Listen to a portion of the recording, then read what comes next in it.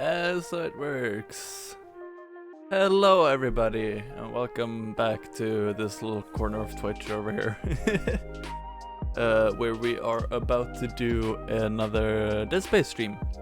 But before we get started with that, first of all, I finally got a stream deck. So hopefully that'll help me be a little bit better at not missing to unmute and stuff like that, and pressing the wrong buttons and everything, because I actually got little icons. I had to do a bunch of custom icons to make it work somewhat the way I wanted to. It's still not like fully perfect, but hey, what can I do? Fear, hello! That is perfectly fine. Just do exclamation mark for lurk. It'll just pop up in the chat, so I'll remember that you're lurking. It's so fine.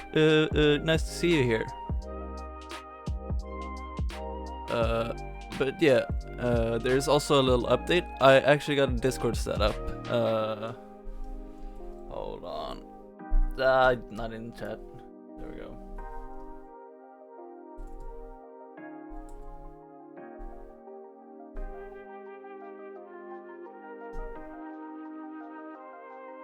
Oh, wrong keys.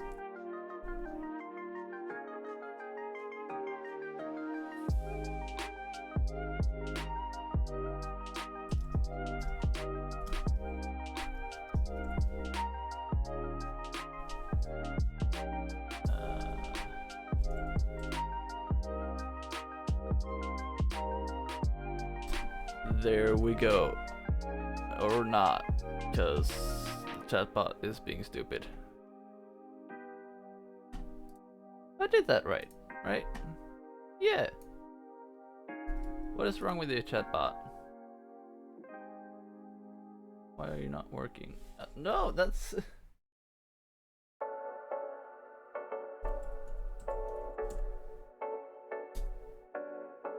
Come on. Why are you being... No! Is that wrong? That's what... No, I don't need that.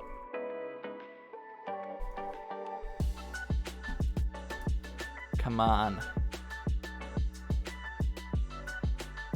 Work.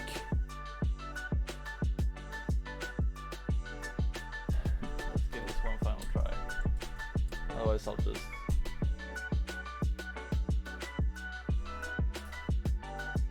It's not working. It's like I had the trouble with the timer at some point before. Yeah, I know about that, Twitch.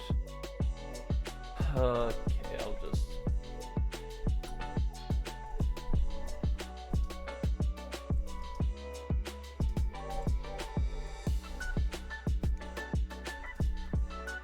do that. There we go. It is not fully set up. I am still in the process of getting everything set up and working.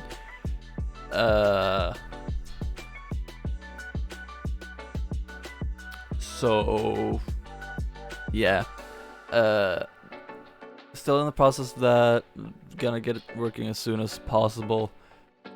Yeah, lurking is still not none of the commands are working. Why are you being stupid?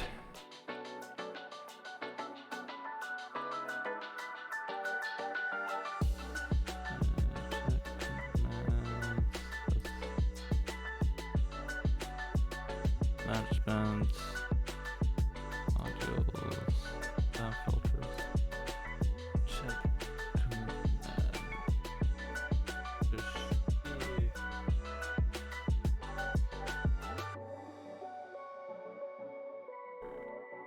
should have some.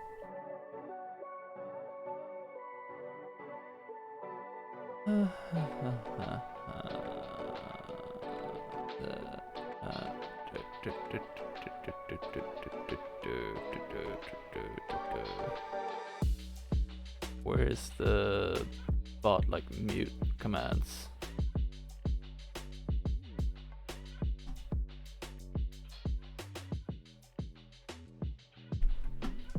Can I just do that? it doesn't respond at all. That's the problem.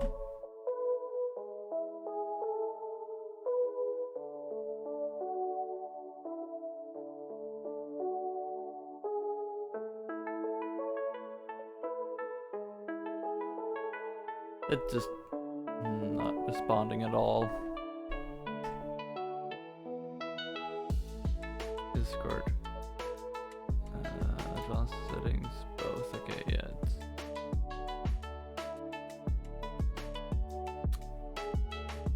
It's not working.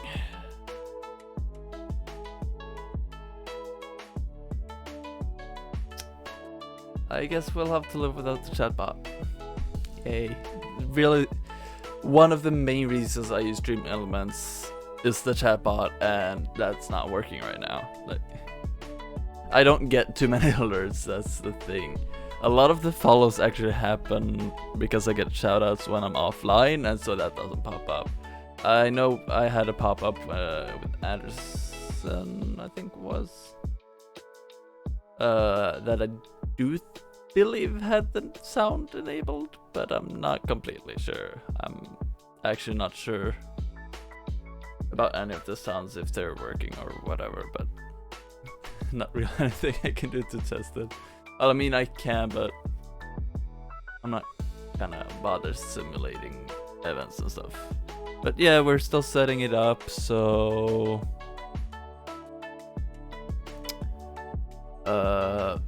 for right now I have to manually go into the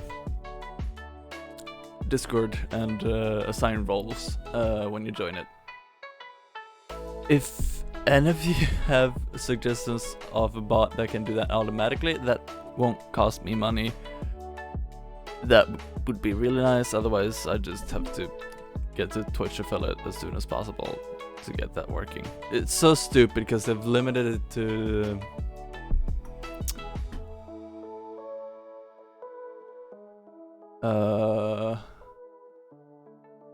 affiliate, Twitch affiliates, all of the Discord and Twitch syncing, which is just the stupidest thing ever, because that will literally allow you to have roles for followers and subscribers assigned automatically, but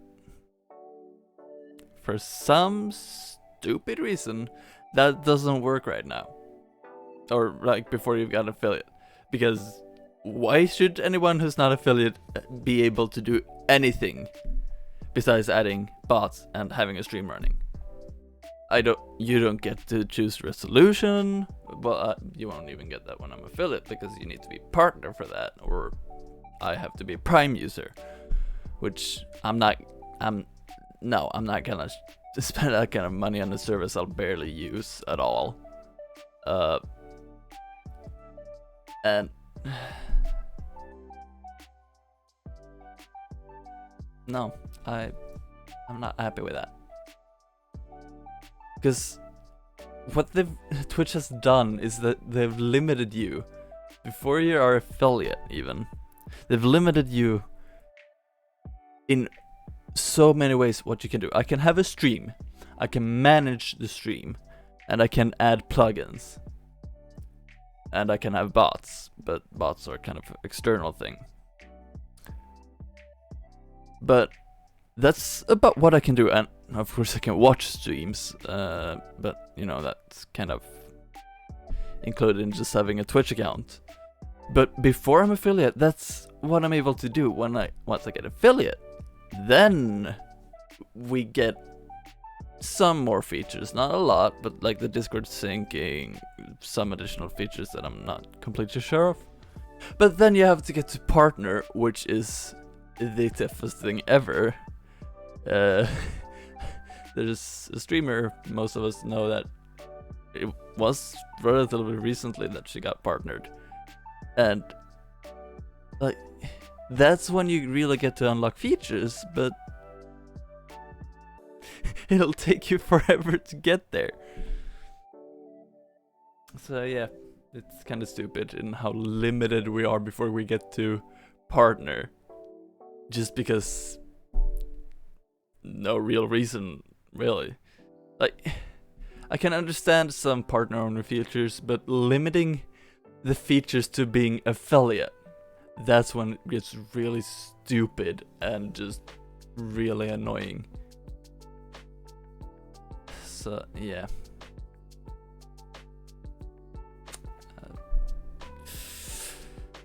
But Twitch is a greater platform than YouTube in a lot of other ways, and so, like for example the Discord sync, that doesn't really work with YouTube that well. And there are the interactivity with like channel points. That's another thing that's limited to affiliates. Can sort of, somewhat, no, I can't. I don't understand that either. Why limit it to affiliates for those that actually get to be affiliates? Why limit it to just those? Like, that is one that I can kind of understand more than the Discord syncing, but it's still really stupid. Why limit people just because you feel like it? It's not what you should be doing.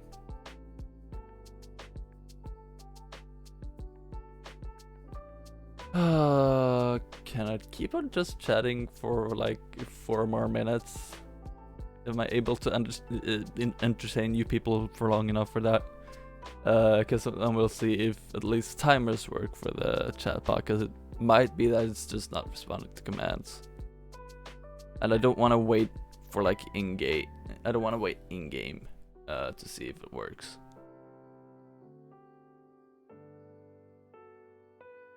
But yeah, it syncs the color. Forgot that. And the badges. Dang.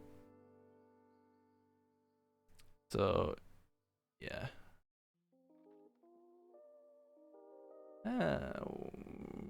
Actually.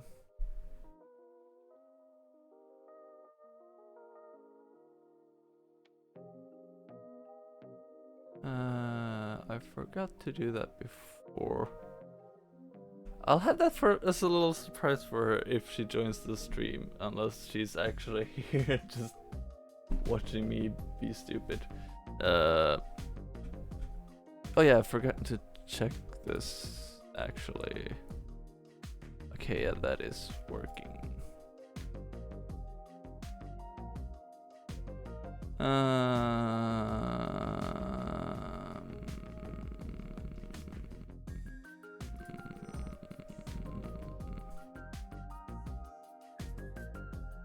What was it supposed to do?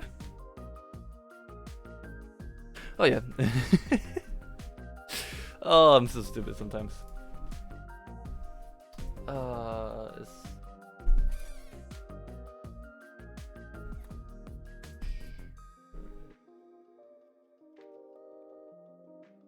Okay, yeah.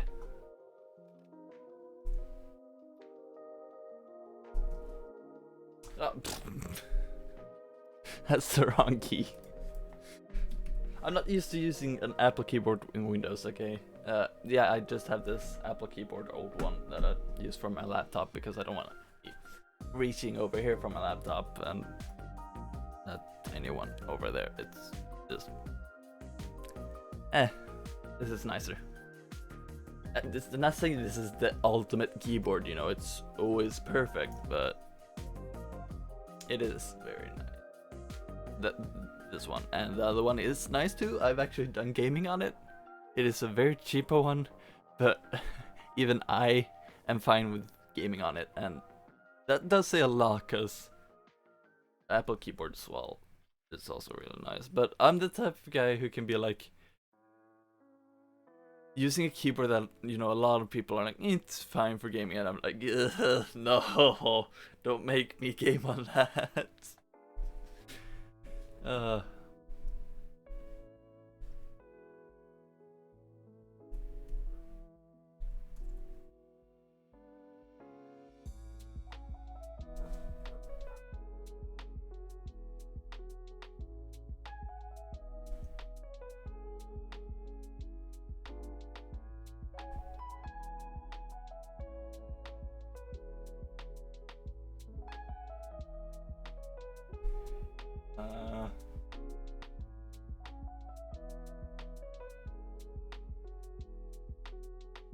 Okay, so it does not work.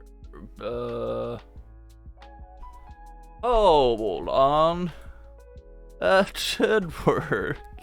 Why does it not work?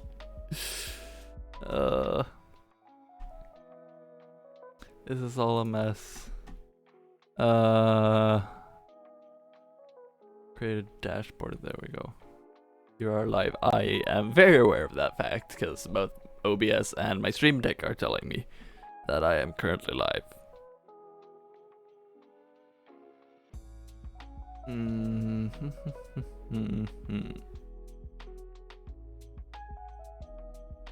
There it is. I like that it actually has the path to partner there. It's like, God.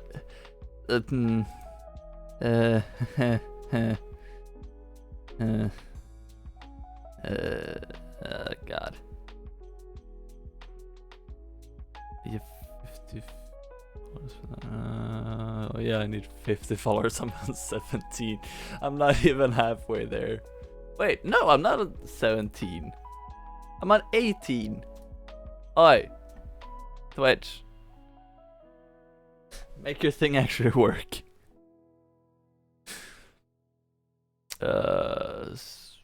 Yeah, like. Where is it?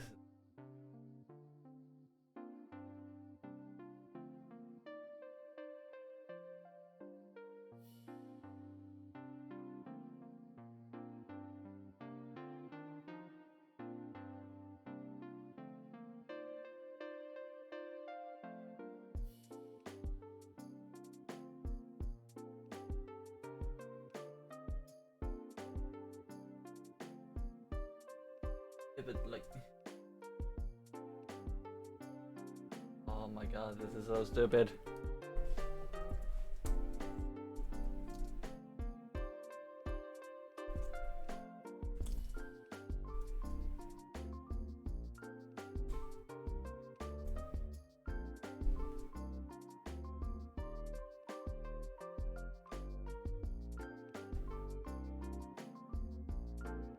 So it is that one.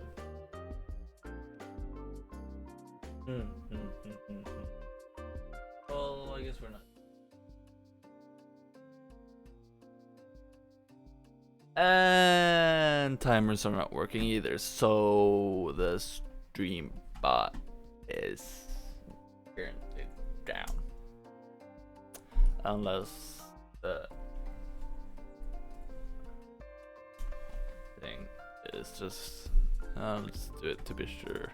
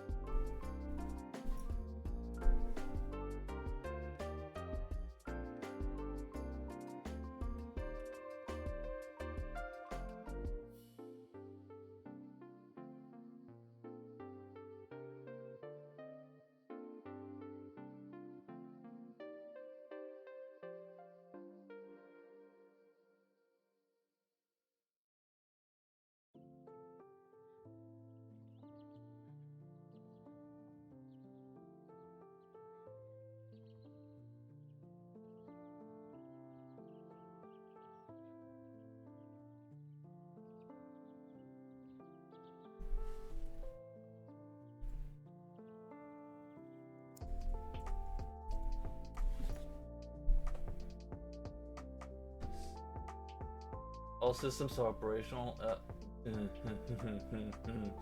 Yeah, no. That is in fact not true because the chatbot is not working. So you might wanna update that little status stream element because it is not operational. Oh well, let's try and jump into the game anyways.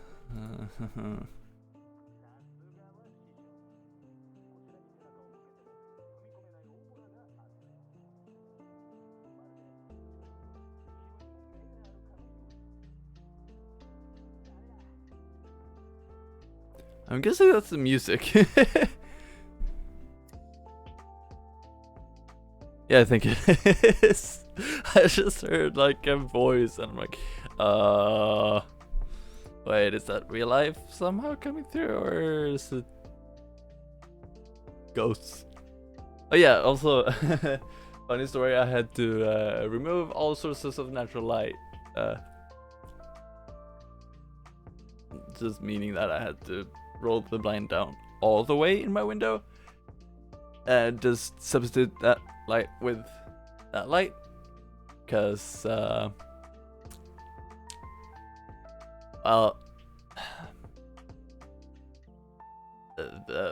the sunlight was reflecting off my prizes. Like trophies, basically. These little things. This is from the car orienteering series for track 2A essentially. But this is for the entire series 2014. We placed first. So these were all daytime races.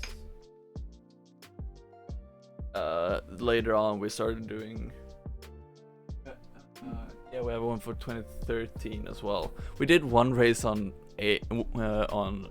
one, and then we just switched to the next race because we found one being very boring.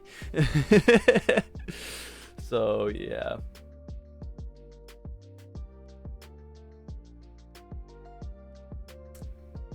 But yeah, so I have 3 that are first place, one that is second place, and one that is third, and I'm about to get another one that's third, because we placed third this series, I think. Which is perfectly fine. I don't mind being in fourth even. The fact that we got to top 3 during just 3 races. We do have to do a minimum of 3 basically to be able to place top 3. Because of how the point system work. We don't technically have to, but in practice you do kind of have to. So we did 3 races. We placed pretty well on them, actually, surprisingly well. And yeah, it worked out. I think it's third that we placed. I'm not entirely sure. But yeah, I have at some point we changed from the 1 to A to B and 1 to 3 A B C to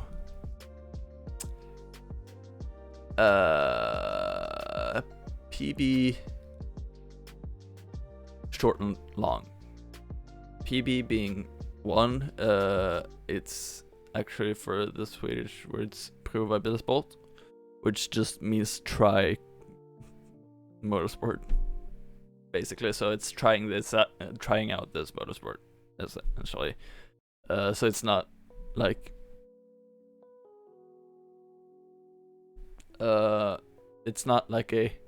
it is still part of the like proper race. It's just not the same level of competition. This is noobs, new people trying the motorsport out to see if they want to do it, which is really nice to have. If more people do start doing it, especially younger people. Like, I get not a lot of people might know about it. It is a very Nordic thing too, or like Scandinavian things too. So I don't think they really have it anywhere else. If they do, that's fun. But yeah, here in Sweden, I am like the second youngest person actually in the southern part of Sweden doing car orienteering or something like that. And I'm turning 22 this year. That says a bit about the average age of people doing this. But yeah, if more younger people do join, that would be absolutely fantastic. Because we are missing having like a younger average age. So if you're in Sweden, especially southern Sweden, you want to think about joining car orienteering, do it. Find someone to be a co-driver or be the co-driver yourself.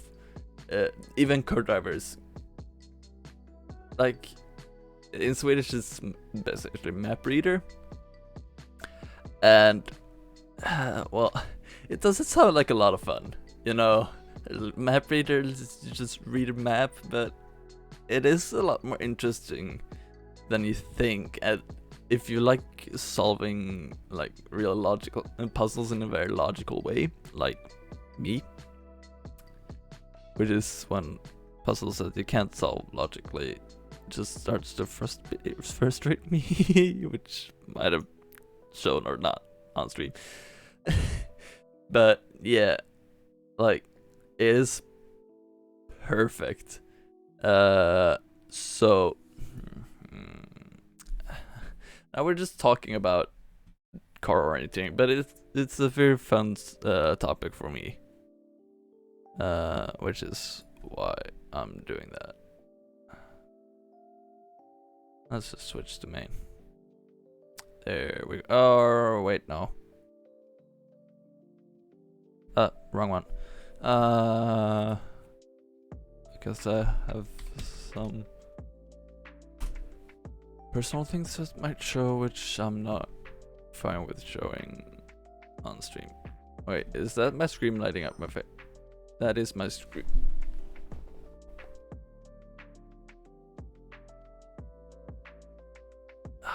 There we go. Ow. That actually hurt. That is still lighting up my face. Yeah, I have a fairly bright monitor, which might seem weird because I am normally very light sensitive, but for some reason I like my monitor bright. Just this monitor too. Things like my iPad or my iPhone, you know, IPS and OLED, or well, laptop I do kind of like having it high because it's not a super bright monitor anyways. But yeah, Switch.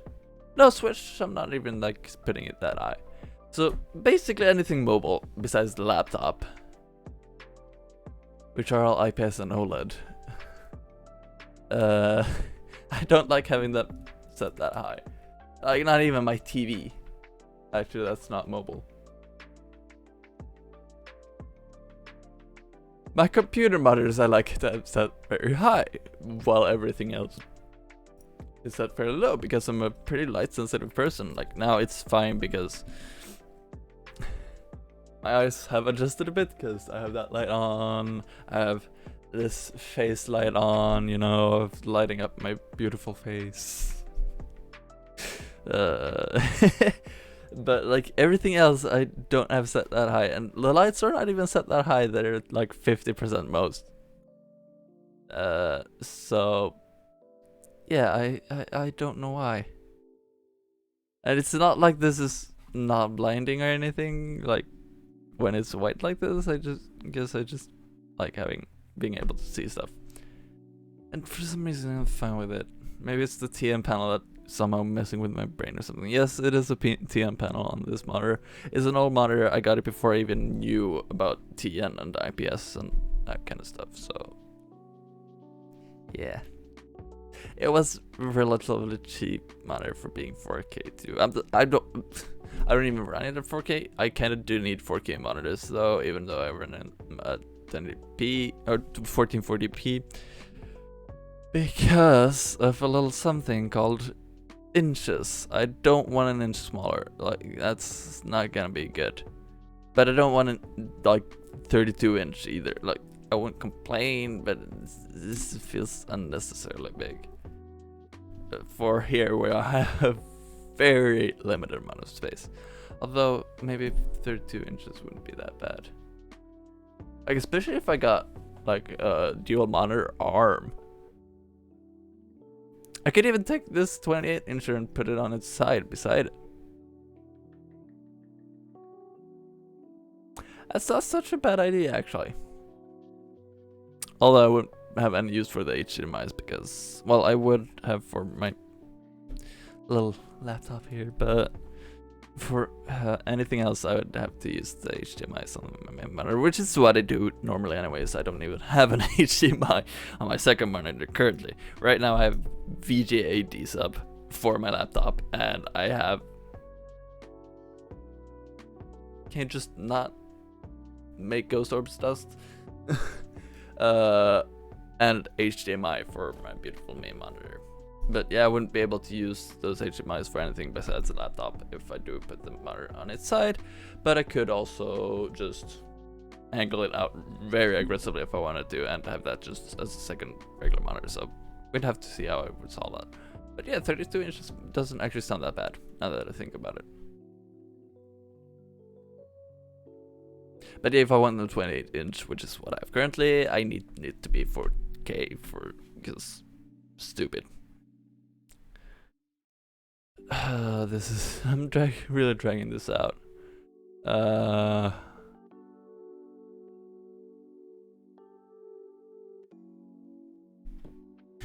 Shift, there we go. Let's download those.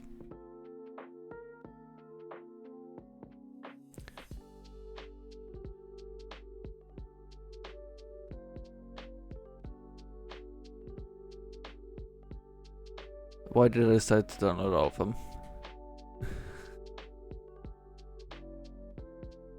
Let's switch to main. There we go. Results. That is kind of a special thing. Okay, so let's do first map here. Yeah, that's actually not the best one to choose. This one is a better. Now this whole thing wouldn't normally be out here, because, well, it's not. It shouldn't be out there because of how these things actually work. Why is this? Can't such? Did the paper actually look like this? So this is the piece of paper basically that I have, or one of the pieces of paper. Another one is just a grid, where I type in the letters, the ones that are kind of supposed to be here but also not. So this whole thing is usually non-existent on the paper I have. It's just that these are the ones that I scanned, and that's just how it is. But yeah, there's another grid that we have where I type write down the letters.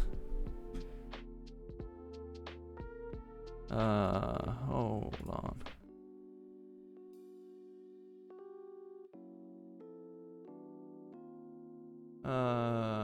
Oh, 19th.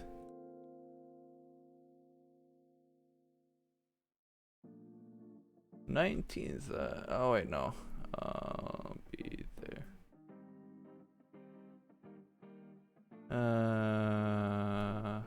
Yeah.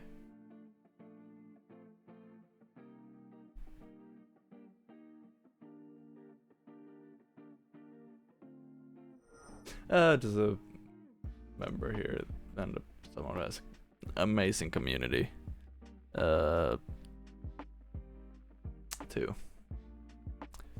Not sure everybody would like her content as much because it's all like, it's mostly I mean, I'll give her a shout out no matter either way. So if it works, let's try that bot again.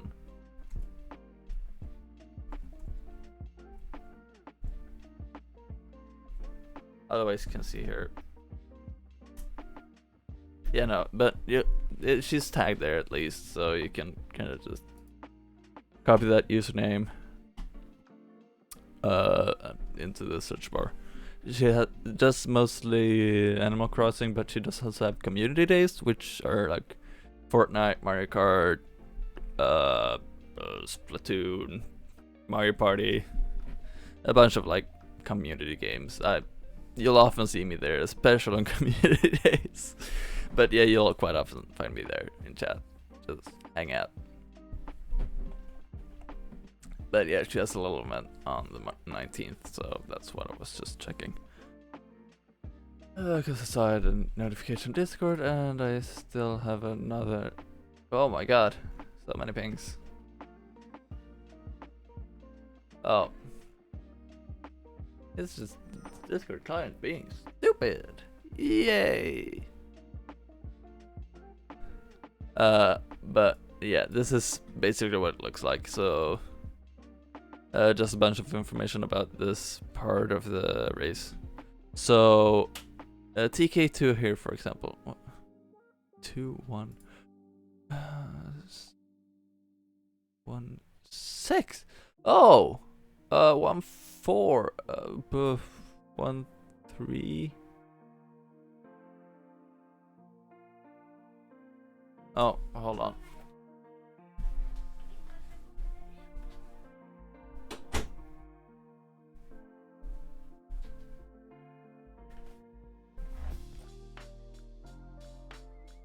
Strangers in, well, not strangers, but people's families, friends in the house when you're live streaming. Yay, because random voices. Well, so yeah, if you hear any random voices, it's just my brother having friends over. 3. Oh. 1 out of 2. I wasn't able to do slashes, that's why.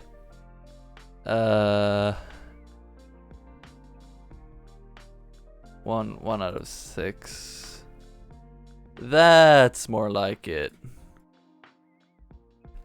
This is the first one. Okay, this. Now we're talking. Okay, so here we have scale 1 to 50,000. So every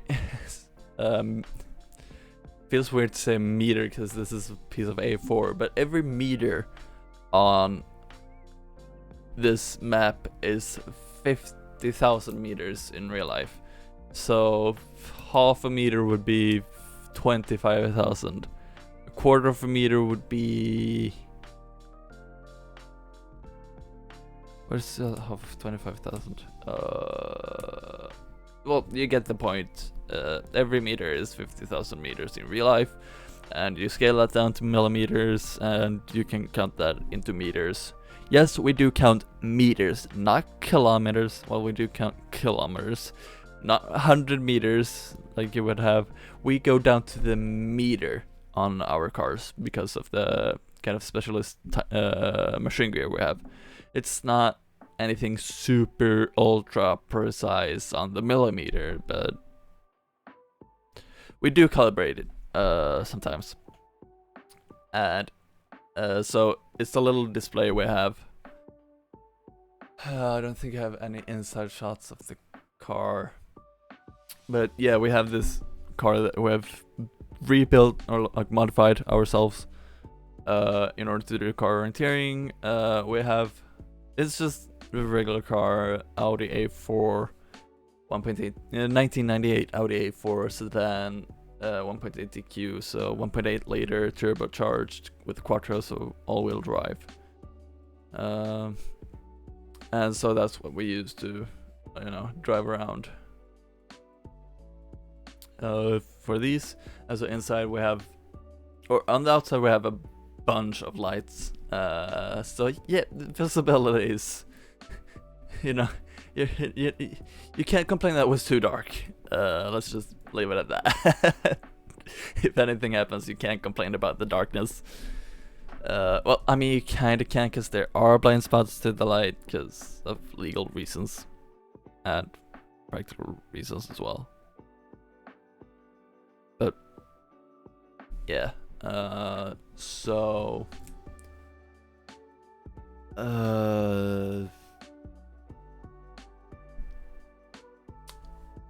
on the inside I have like a little table in my lap with lights on it, and we do also have a third light in the car itself, shining down on my map, or like on my papers. 2 on this paper that I'm showing here, 1 for the map itself, 1 for the text, and the third one is just for the time card, which is the great one where I write the things. So I'll get into that when we talk more about the map. And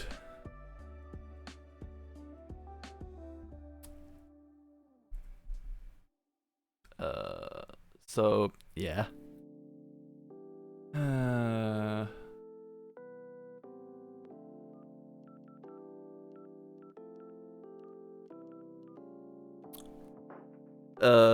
and like right above the like centerpiece with it, like the radio and stuff. On the top of that, right above the vents, we have a little device, little GPS-based compass. So it's only a compass, doesn't do anything besides showing the direction, but it does use GPS to have better accuracy than if you used magnetic, because you know you're in a metal box with a bunch of magnets and coils and lights and electromagnetism things, electromagnetic fields affecting magnetic compasses, making them practically useless. Yeah, magnetic compass, zero accuracy in these cars. Like, seriously, don't use it unless you just truly have to for some reason, which you don't, because there are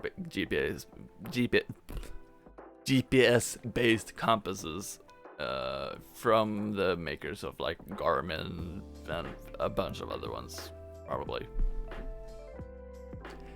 So yeah, ours is a Garmin. I don't remember exactly which one it is, but I know it's a Garmin. But yeah. And then, like right beside that, we have a second little display, which is our measuring gear. So what that is, it's hooked up to I think it's actually hooked up to the car's own speedometer sensor, which is basically just a magnet on the drive shaft or whatever, which goes over a little switch sending pulses, which the car's computers / dashboard logics interpret as the speed and makes the speedometer show the speed depending on that. Now, the built-in speedometer usually shows about 3 to 5 kilometers an hour more, like faster than you're actually going. That doesn't say you should compensate for that. Even if you have measured how much, still keep the speed limit according to your speedometer, because it is good enough and it will give you some headroom. So if you're not driving with cruise control, you don't go over the speed limit and you don't get fined. So that's very important. Still use the internal speedometer, and if it shows the right speed, you should probably actually hold 5 under, just to make sure. Okay, this is Anakin Universe tip for today. Keep your speed according to the internal speedometer. I do, personally. I probably shouldn't, because the ones I do have are actually fairly accurate. But, well, right now my car actually shows a little bit less or more than what I'm actually doing. So, because it's on winter tires, when I'm back to summer tires, it will be fairly accurate again. I actually probably should take my own tip and hold about 500, because of how little I actually do use the cruise control on that thing. Because I'm able to just not use it, because it's a good car. On my dad's car, however, I don't do that because, well, I use the cruise control a lot, because if you press the throttle, it accelerates, and if you release the throttle, it decelerates. It doesn't have an in between. It's really stupid. You're just doing this with a foot all the time to just try and keep a somewhat even speed. It's stupid. It's a double clutch automatic and 200 horsepower. So with like, this is all the throttle travel you have for 200 horsepower. And then you have my tiny little 136 horsepower. Bop! Suddenly it has more movement in the throttle, but it has less power, so having that much movement is less important. And then on the car, where you need that much travel, it's just not. And on the car Audi, we don't have much of a choice, because there is no cruise control to begin with.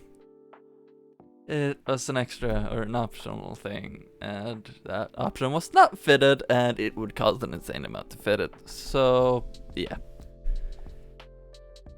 I'm really going off track here, but so this is the what it looks like. So you just focus on one of these at a time. And you might notice like the TKOK thing out here. It is important. All of this is important. So yeah, all of this up here.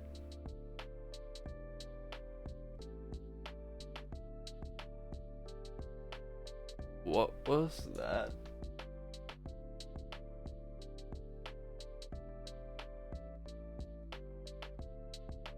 Oh.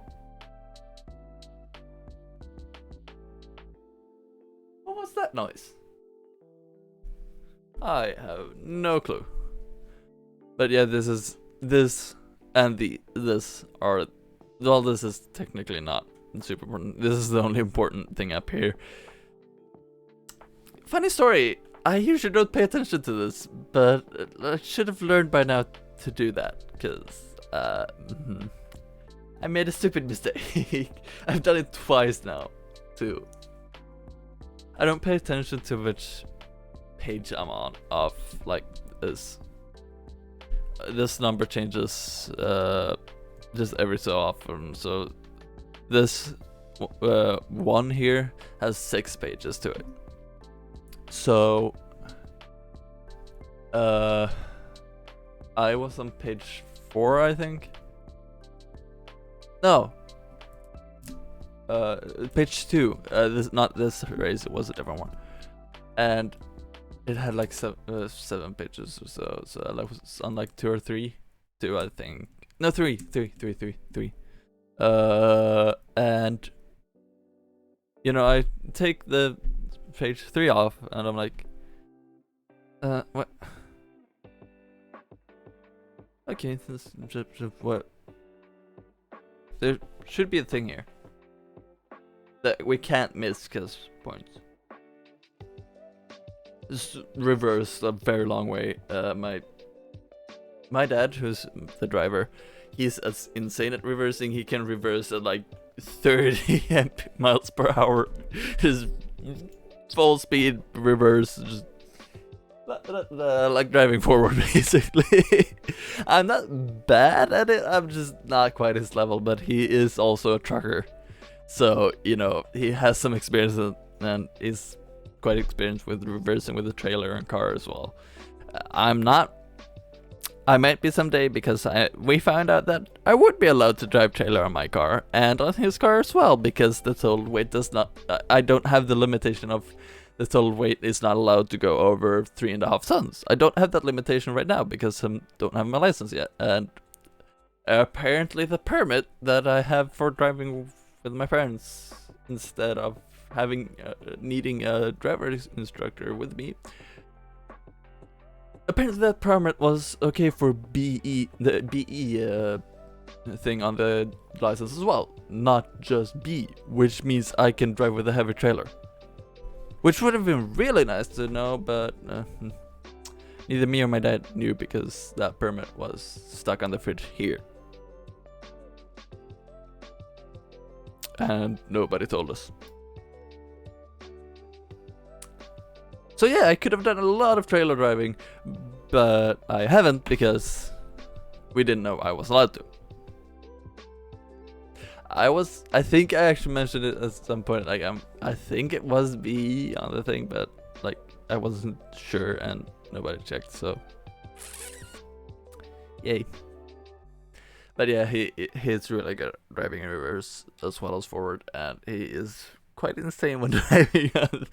Again, I shouldn't say he's insane, but he can be a bit crazy sometimes when we're in car and cheering. He might have been speeding a tiny bit at some point, but there's no proof of that, so can't prove that he did to anyone, which is probably actually good, because shouldn't be able to prove it.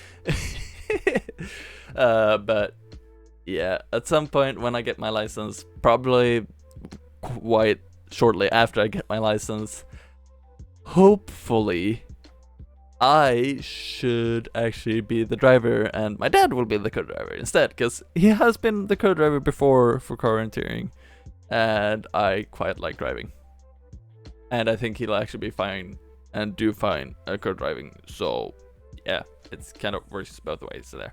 Like I'll still be able to do co-driving. It's not that I'll just suddenly lose the ability. That thing. You know, that's not how that works. But I most likely won't be doing co-driving because that will be my dad and I will be driving, and I will be able to drive for other co-drivers as well, because that's the thing. Co-drivers usually stay. You know, they have the one driver. But then the driver can have multiple co-drivers. Like my dad, for example, he's the only driver I have in car orienteering. But then he has another co-driver as well. Mostly in Denmark though, because that co-driver does have another driver as well. But like, I've not really seen co-drivers switch drivers too often, but I've seen drivers switch co-drivers quite a lot. Like not mid-race, of course, but like between races, so yeah. Maybe I will start driving with someone else. Who knows? I won't start co-driving for anyone else because I'm kind of awkward about it, but driving, yeah, possibly. Like, I don't know anybody else. There are 2 people that I kind of personally know. Well, technically 1, but there are 2 that I know that do car orienteering. Those are the only ones. Fun fact, I've actually had to ask my sister once just for fun, if she'd be fine, if she might consider doing car orienteering at some point, like as if she got to be the driver, and she was like, yeah, sure, as long as I'm the driver, but like I'm gonna be the car driver, so you know that's a bit of an issue. If she was okay with being a car driver, that would have been fun, because then I'd have her to drive with as well when my dad can't. But yeah, I'm really going off track a lot here. But yeah, like you see here, TK1, that is 6 millimeters north of Rosendal. 6 and ND is marked here and 6 millimeters above, so that would be this road, I think. I can't really measure here because I don't have them yet, so they do have these kinds of things. And so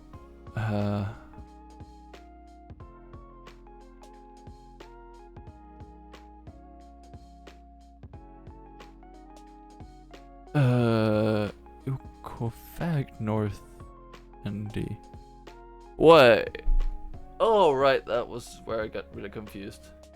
You know what? Let's just skip to the next one. DK is just time check, time control, time check.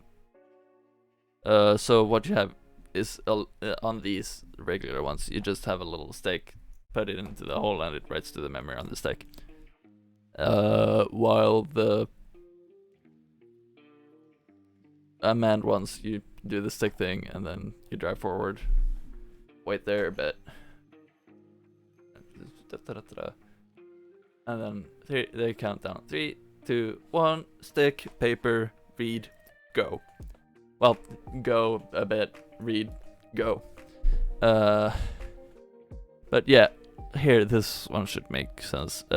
So yeah, everything is in Swedish, but O here is east. It's just ost, which not cheese. It's ost as in east. We have 2 ost, O-S-T. We have cheese, like actual cheese that you eat or put on the sandwich or something. And then you have ost as in, you know, you're going east.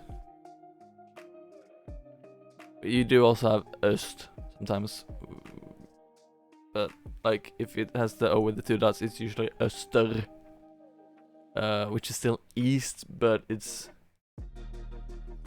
we have 2 different easts. Öst is just kind of like, this is east of something, but when you're going east, you're going österut. So yeah, it's kind of, you kind of switch between. There's like west, you have west, which is also like west, but it is also west as in west. But then you also have väster, which is wests or west. But it's the same kind of thing with east and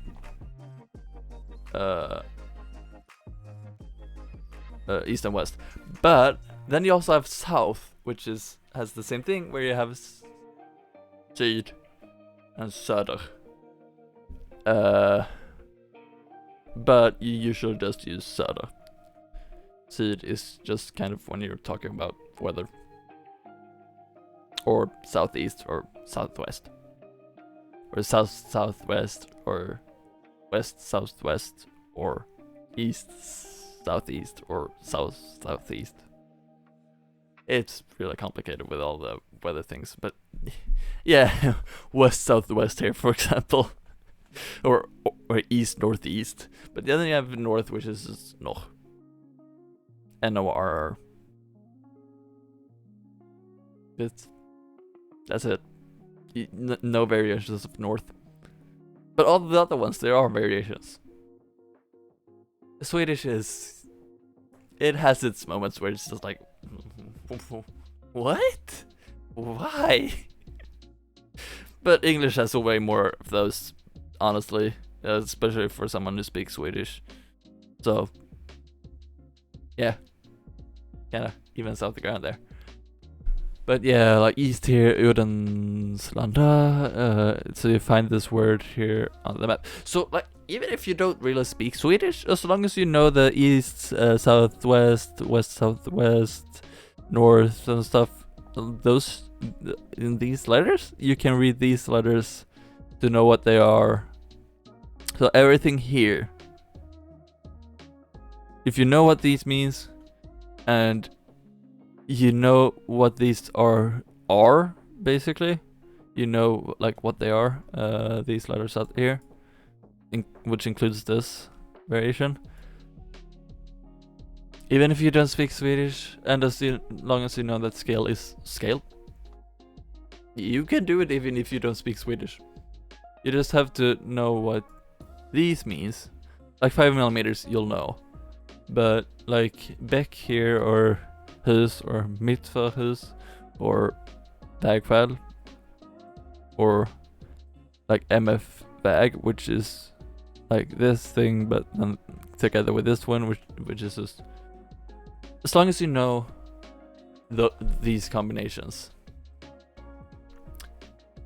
what they intend, what they are, and you know what these just are, like you'll just know, because it's basically the Swedish one. It's just TK can be a little bit confusing, but it's just time check, and these are just orienteering checks essentially. So it's TK but without the time. Where then you're able to do this even if you don't speak Swedish. So Udenslanda east here, for example, as right there. So you'll see the markings I've done already. So here's one, UK Beck. So that is this like check thing, a checkpoint. Actually, checkpoint is probably the correct translation for this. Beck here is a river. So you find a river. These are like little, like not rivers, but like bodies of water. So blue is water. So southeast norra. So you have norra here. Southwest, actually not southeast, southwest. I'm gonna mess it up so much in English because I'm used to just reporting into Swedish to my co-driver or driver. So I don't actually say like okay, like east this point, because he doesn't need to know. I might say it, but that's me thinking loud. I just smack the pop filter. That's really annoying. But I am like okay, so I can measure from this point to this point, and it's like, it's this many millimeters, and he'll convert it to meters. For me, he's still gonna do the conversion. My brain don't do math, okay? Like this kind of scale math, very simplistic, I can do it, but when it gets this advanced, like converting millimeters to meters at different scales, it's just, yeah, my body just, no, it don't work. Because it's not just taking it and times 50,000. Because then if you have 1 millimeter, but then you have 50,000 millimeters, that's 5.5 meters. Or wait, no. 1 millimeter times 50,000, that would be 50,000 millimeters, yeah. Which would be, yeah, it would be 50 meters.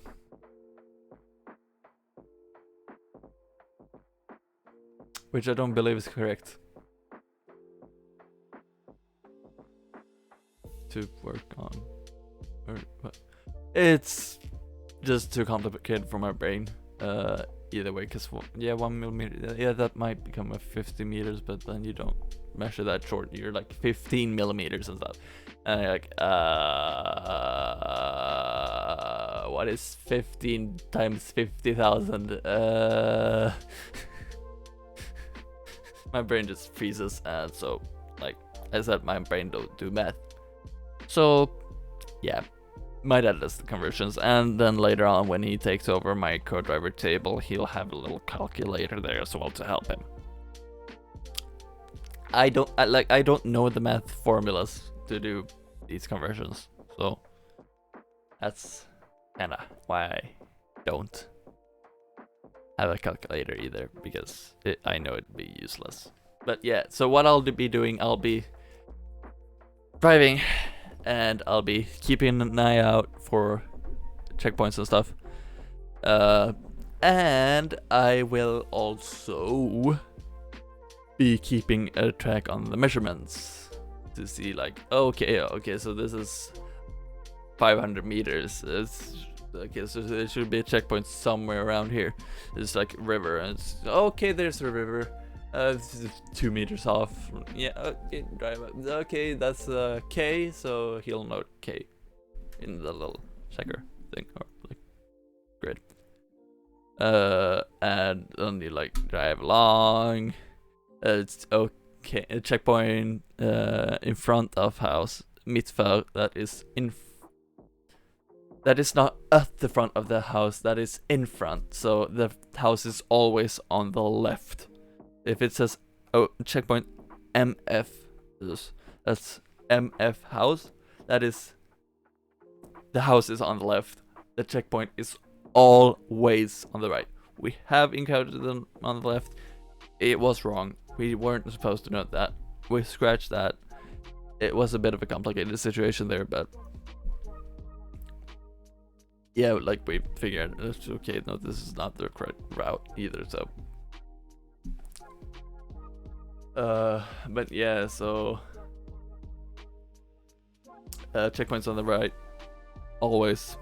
So if it says MF house, it's always on the left.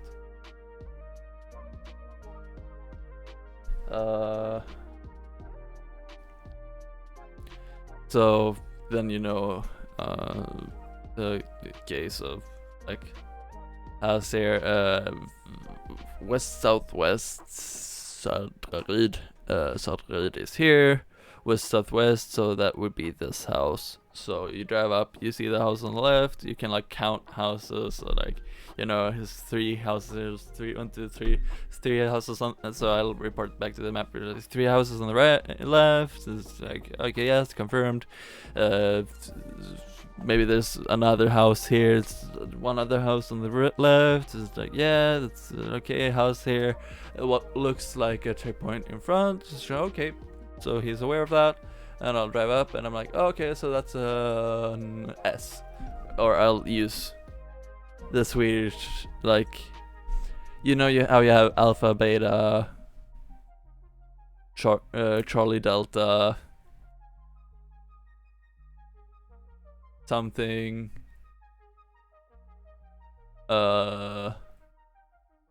Foxtrot. You know, you have the like golf and like November, all of that. Zulu, Echo, that's he.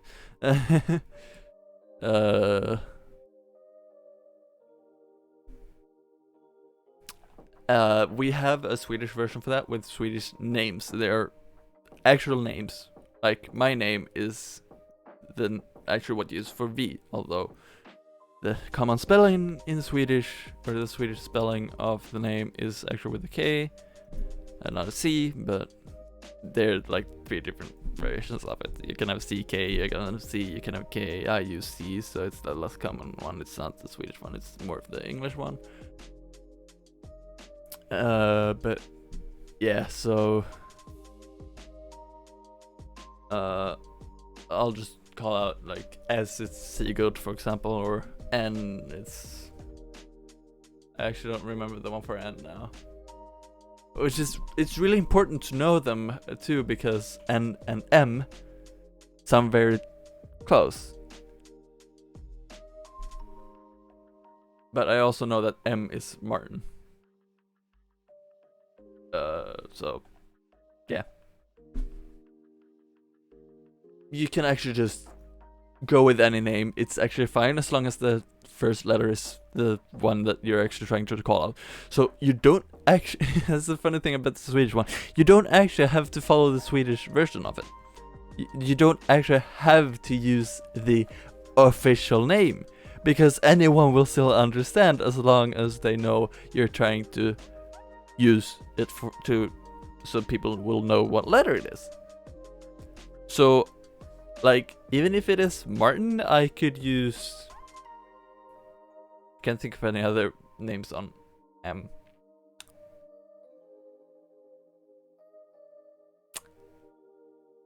Well, like, so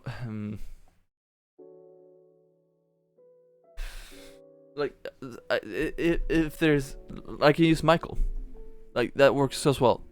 Martin is the official one, but I can use Michael if I want to, or Mike. Like, as long as the first letter is the same, that works perfectly fine. Anyone will understand, because you just know the name and just, okay, that's the first one. C, I think is Caesar.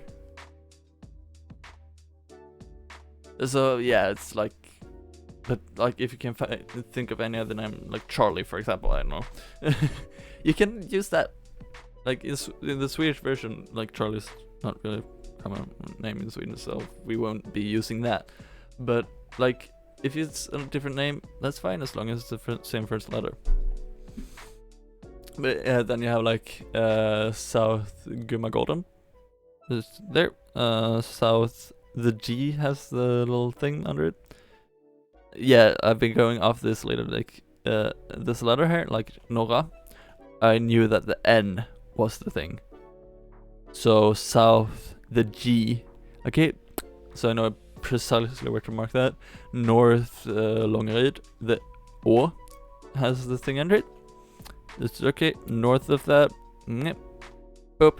And then, like, when we pass these points on the map, I know to look out, because there might be like a checkpoint, but you have a letter on the right, and then you have a blank, like plate or whatever you want to call it, sign, on the left.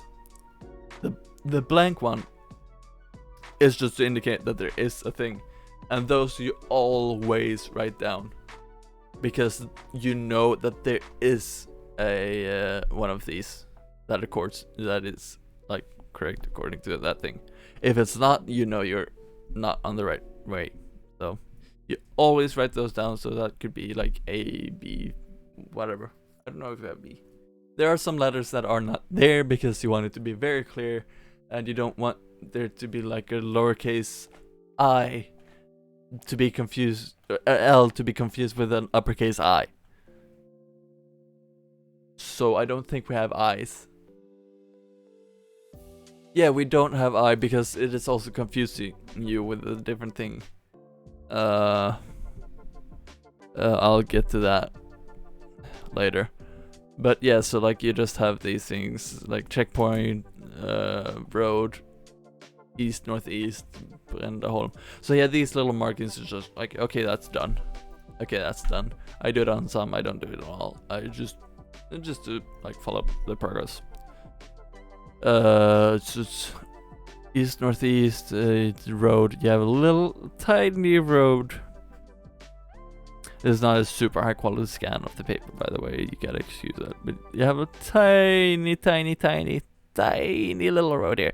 It is a lot clearer in real life, and in real life you're also able to use like magnifying glasses and stuff. So it just joins right here, which is where I have marked with an X. So I always mark with an X when it's a checkpoint. I mark with just a little line when it's just one of these. And when it's a TK, so a time check, it doesn't really show that clear there. I always make a little star, so bap, bap, bap, bap, bap, bap. So that kind of little star, because I just want to make sure that I know, okay, that is that type of thing. This is okay. I'm following along. Oh, right. Okay, so we have a checkpoint coming up. This is okay. So that the driver is aware that he should keep an eye out and be ready to stop. If we go here, actually I should this is where the eye comes in. The IA, for example, here you're driving on the new road 140 meters, and then you're back on the map, on track on the map.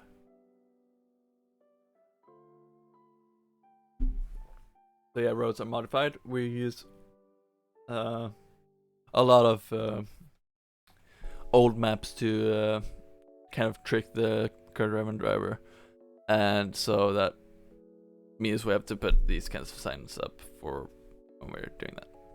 Yeah, I'm just gonna head back to just chatting for a little bit while I load up the game. Okay, another Discord notification.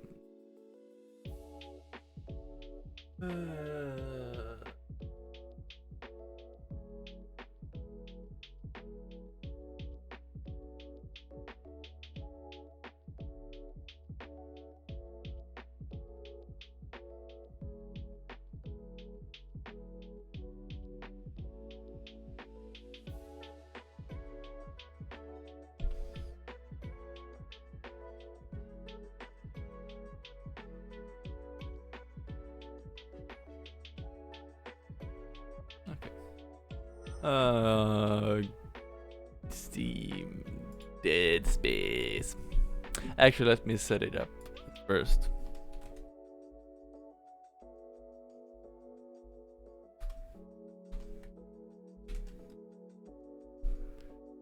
Dead Space.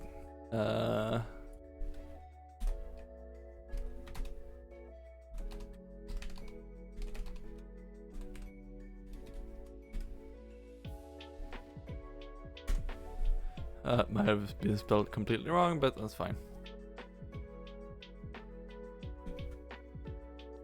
Play Dead Space because I don't want to use support information because I don't really need it.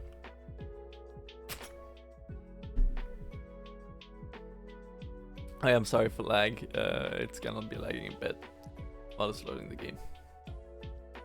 Because, you know, I'm running an old PC. The only component of my PC that isn't old is my...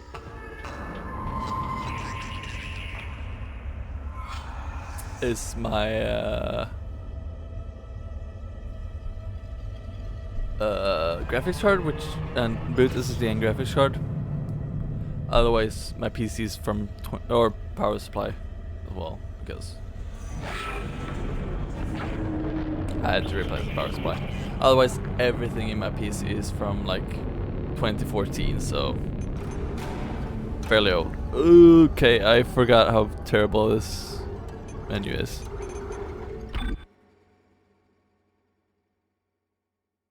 And I also kind of for a second forgot how terrifying this game is.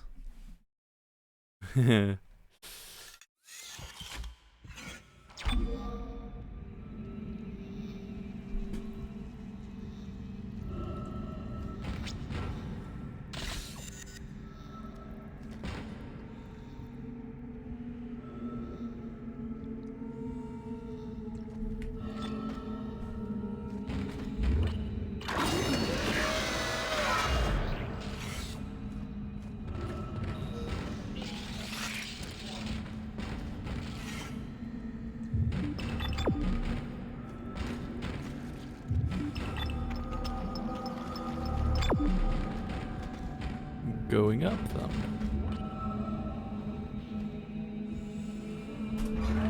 Whoa!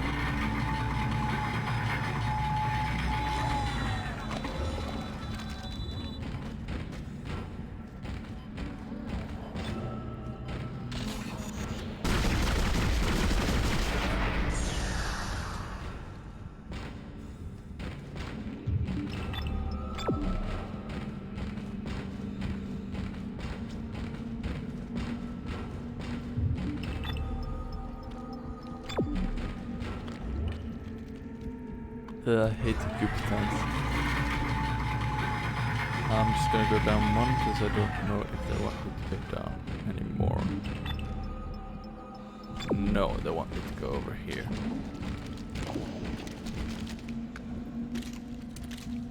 Yeah, you can't walk and reload at the same time. It's so stupid. Like if I do this, like it won't reload either way. But like if I'm walking, like while I'm, ugh, like it won't allow me to.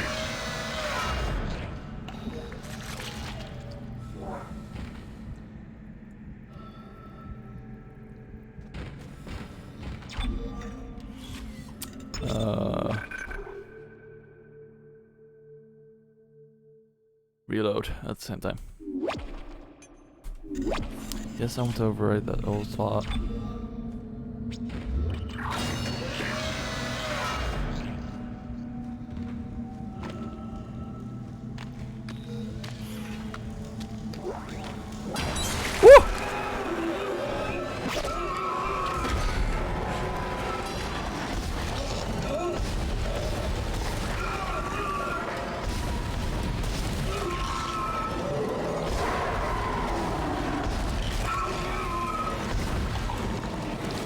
Ah!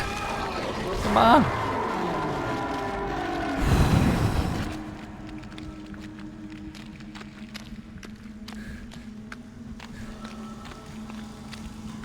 I forgot those were a thing. Okay. I'm properly terrified now because I forgot. Yeah, it's like I tried to reload there, but like it won't reload. Oh god. Like I said, I forgot how terrifying this game is.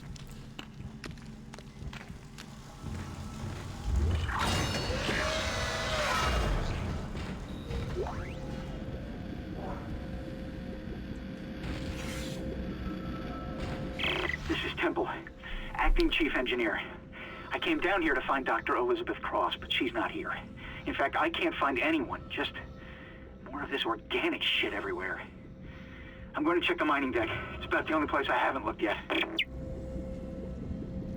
Okay, so this is gonna be a low gravity area. I hate the mouse controls in this game, just in general. They're so bad. Entering zero gravity.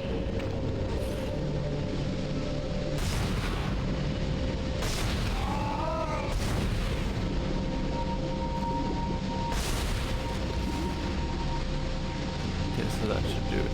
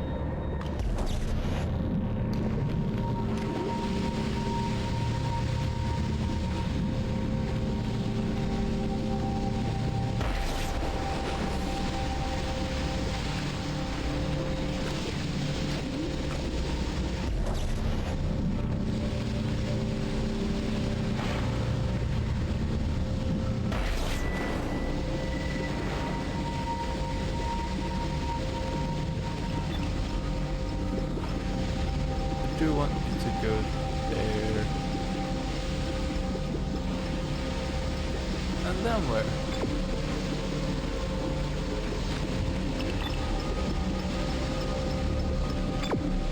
Where do you want me to go after that? I'm gonna have to know because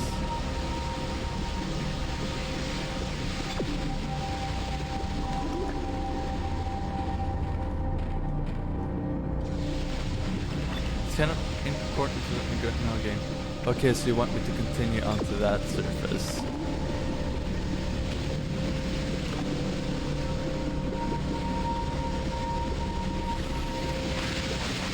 Oh god, that is...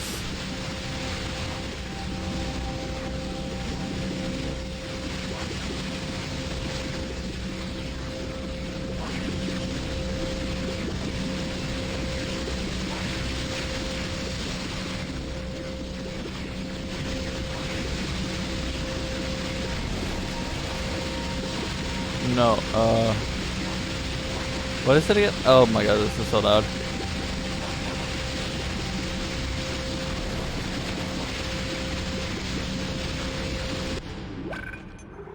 Oh, that is definitely loud, but I need to remember the controls. Aim mode controls. Secondary. EK modules. Bases. Gun. Is C?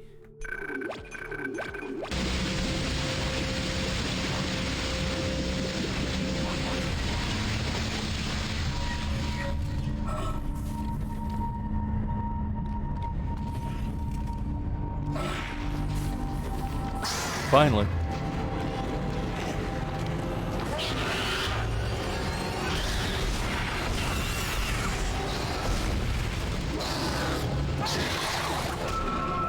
Oh god.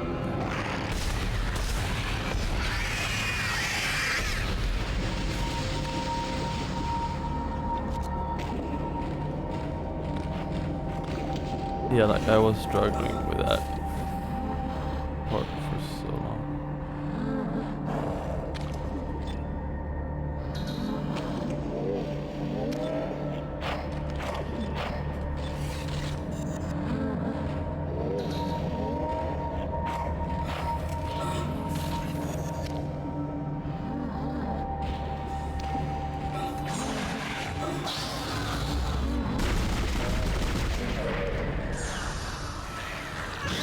That's the last one, Isaac. There's a switch in atmosphere control to restart the oxygen recycling. Once the airspeed, you can get into food storage. Isaac got a meeting report. The crew all began having mass hallucinations. And... well, I just saw my brother on a security monitor. And that's just not possible.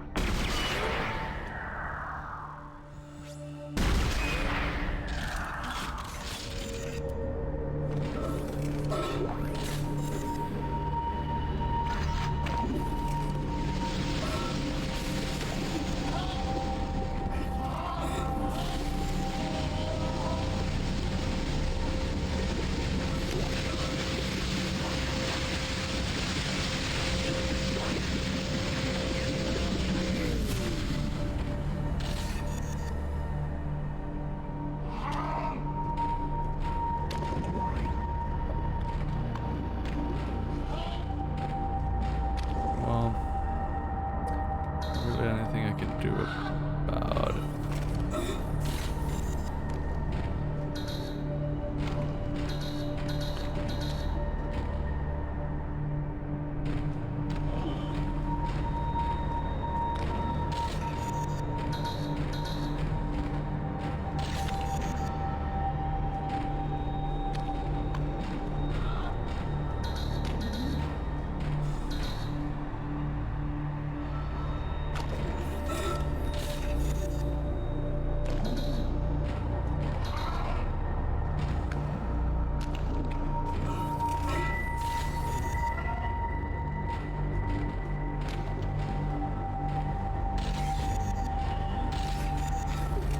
Okay, so I was too close.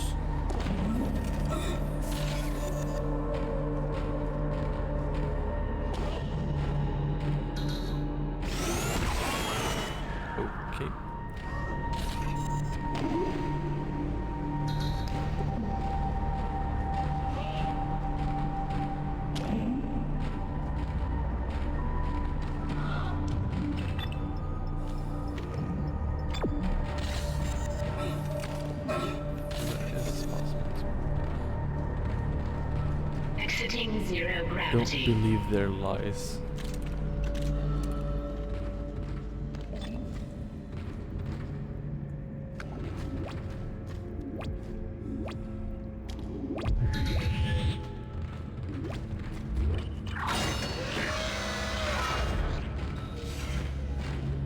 I kind of start to learn to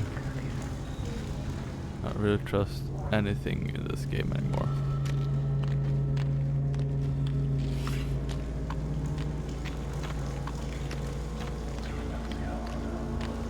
I can't sprint here. I hate the goopy sounds.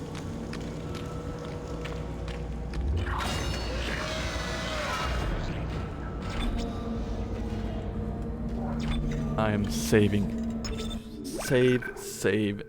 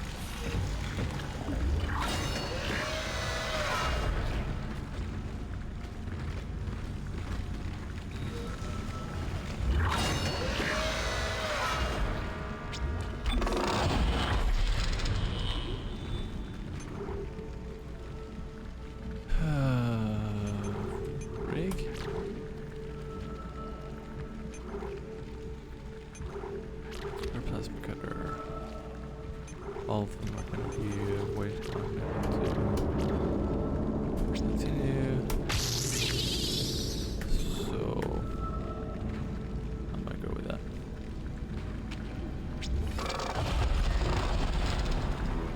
Even though at the later point I can probably get more power nodes. Isaac, where are you? Don't trust you. Help me. Don't trust you. Everything is very loud. I'm just gonna do that. Flushing all air vents. Restoring nitrogen and oxygen levels. Food storage lockdown lifted.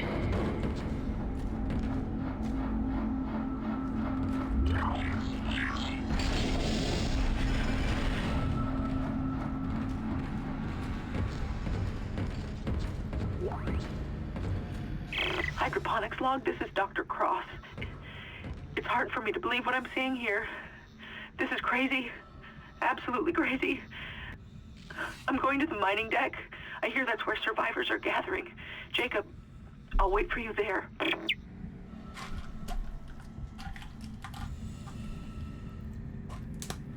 Jacob? No clue.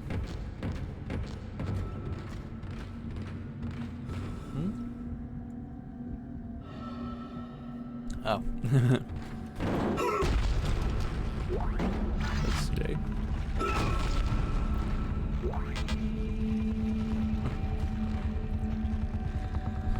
Well, I don't really need force entry, so.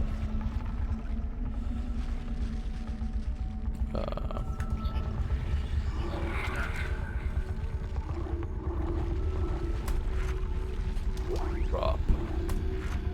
Drop. That's fine.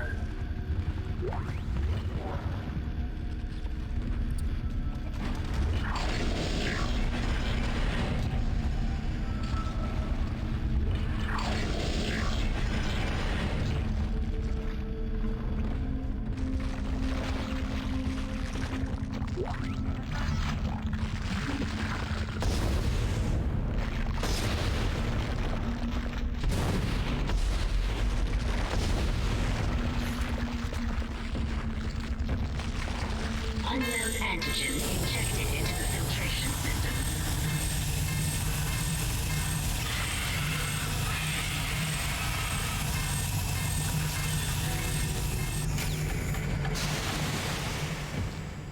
Damn it.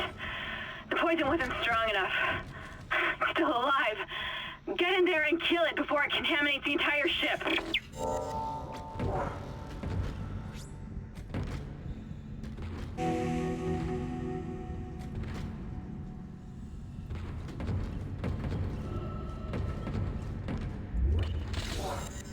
Oh. Right.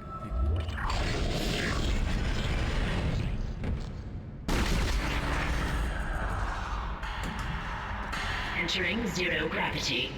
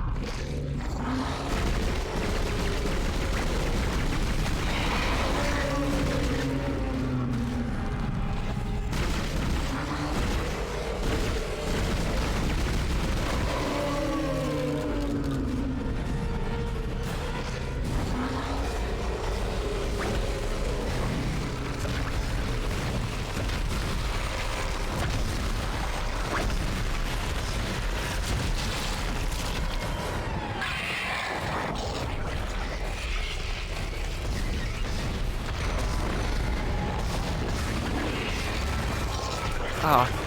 Ah.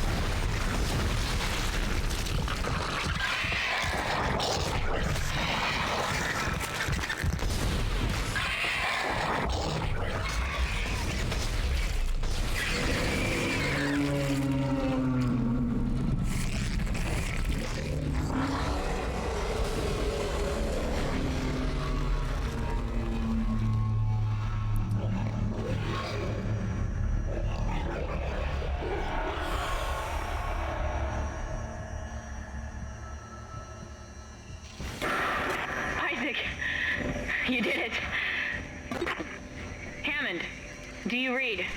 Oxygen levels are returning to normal. Damn it. He's gone again. No sign of his rig anywhere. It's up to us now. I've got a plan to get off this ship. I've located an SOS beacon on the mining deck. If you can get down there and activate it, we might be able to send a distress call. Oh god. I don't know how much longer the door will hold.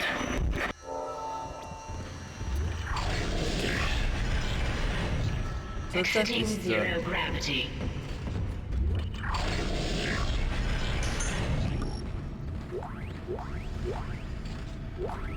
I don't need. Well, I guess actually, I do have a couple of free spots, so I can have those and some sell them for money.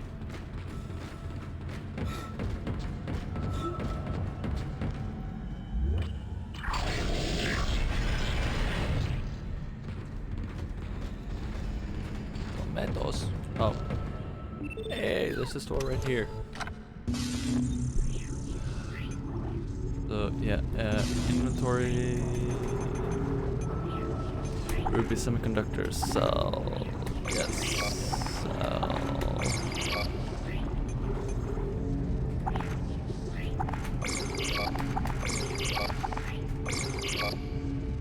I'll keep a couple on there.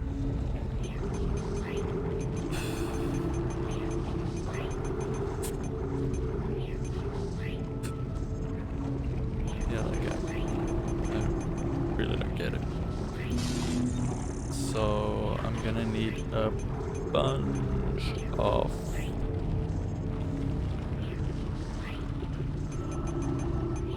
mine gun wide beam slicer with timed mines.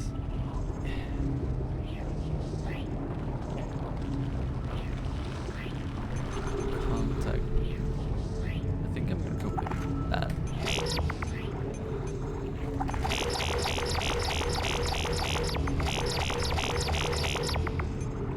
Of those.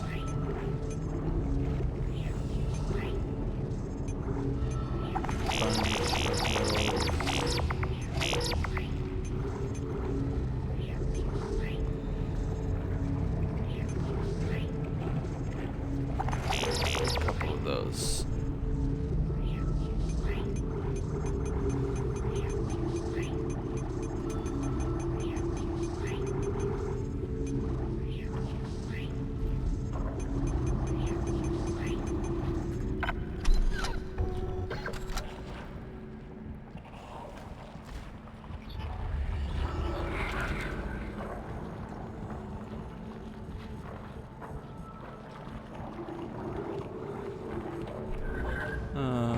Hold on.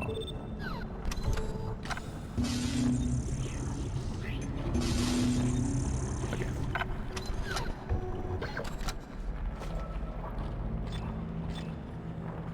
Okay, so it's still 3 for that one. That way.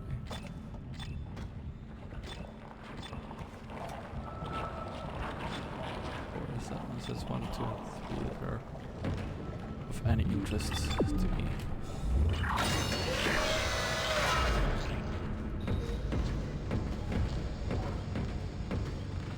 The mouse controls, like when aiming, are way better than with free because it has this like smoothing effect to it, which is phenomenal, which is why I kind of always walk in aim mode because it is just so much better. See, I know they don't really develop this game anymore, but if they could fix that at least, that'd be amazing.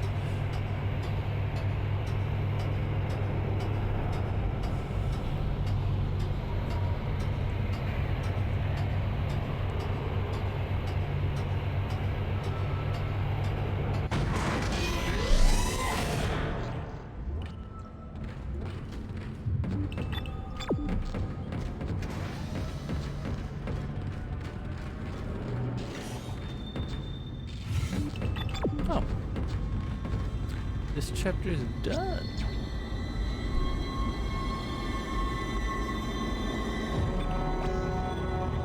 Chapter 6, Environmental Hazard. Complete. Yes, I do want to save.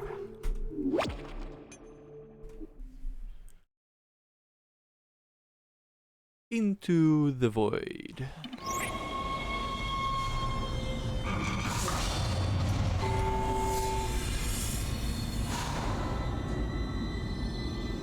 So that is actually a perfect time for me to take a little bathroom break. So we'll be right back.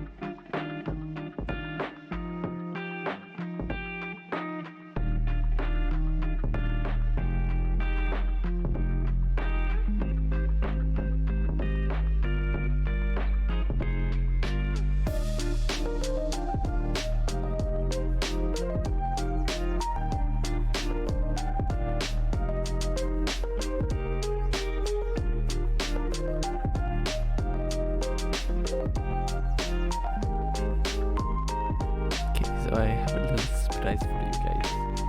For those who don't know, I have a little bit of a section here in this room sometimes, so what happened in the stairs is tougher than you think. But here it is. We got Doggo. He's not super interested in being up here now.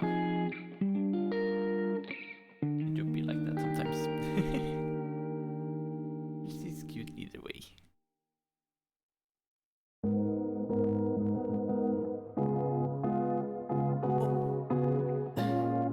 Hello. Yeah, he's too much extra time.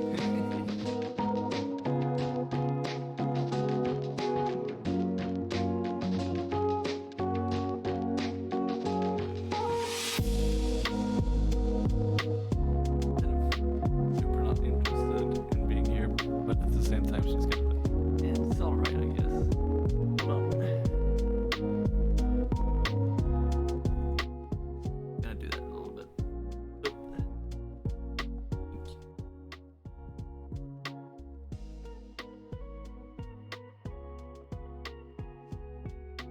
Kind of like, I don't know if I want to, but then I guess it's kind of alright.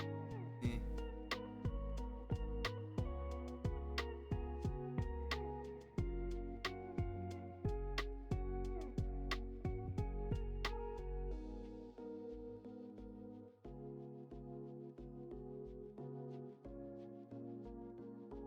It's almost like this camera should just, why do I want to hide my face?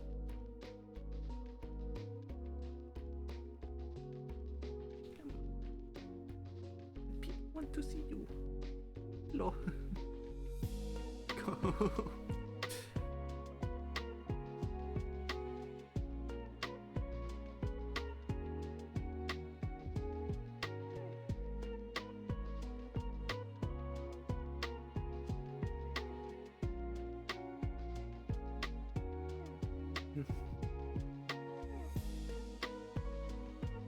Like I said.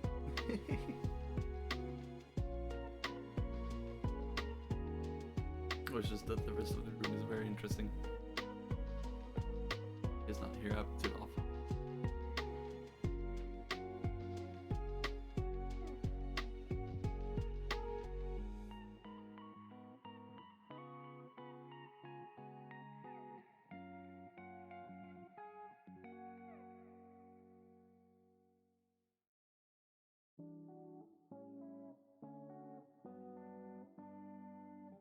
So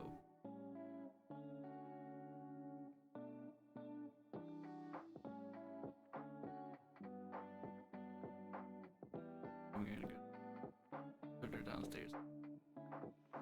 It gets very hot in here. Oh. Oh. What are you doing?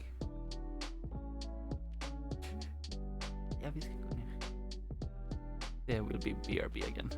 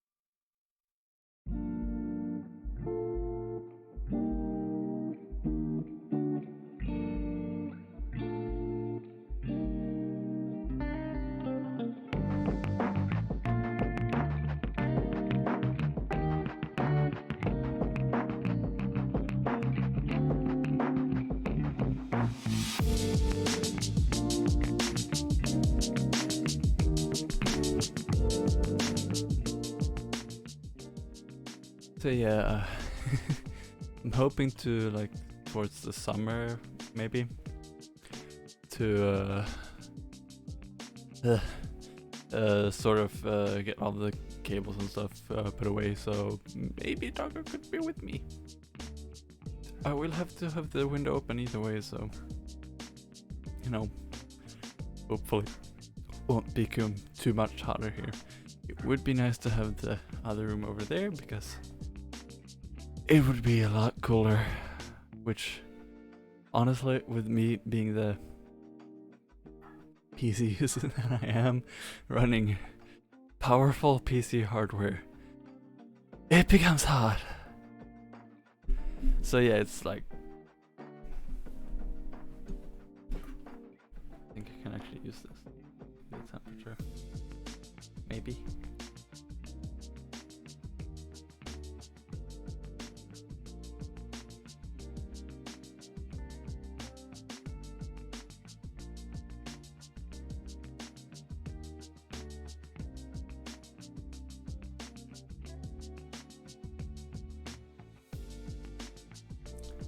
Never mind. Let me just go check the temperature of the room.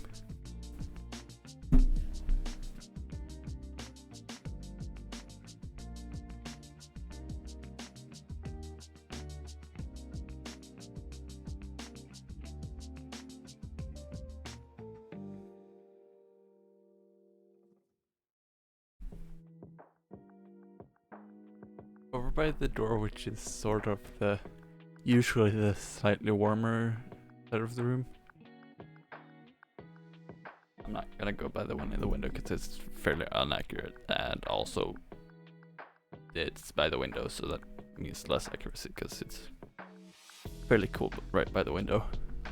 Yeah, that one measured 27 degrees, and that is fairly even across the room right now, because these things called PCs are heating up my room right now.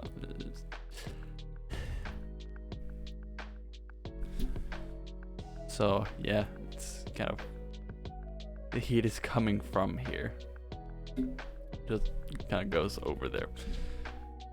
So if anything, it's more than 27 degrees here. I kind of need a cooler room, but we have these blinds now that are supposedly help.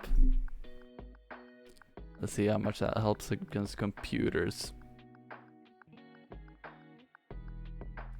It doesn't, trust me. Like, it is like reflective on the other side, so it's like reflects the light out where it's, so like the sunlight and stuff, it doesn't get hot in here, you know, because the sun is definitely always the culprit. It's not computers or other things inside creating heat, like, oh, I don't know, computers. While if I had that room, first of all, it wouldn't be sunlight in here, meaning less heat, and also less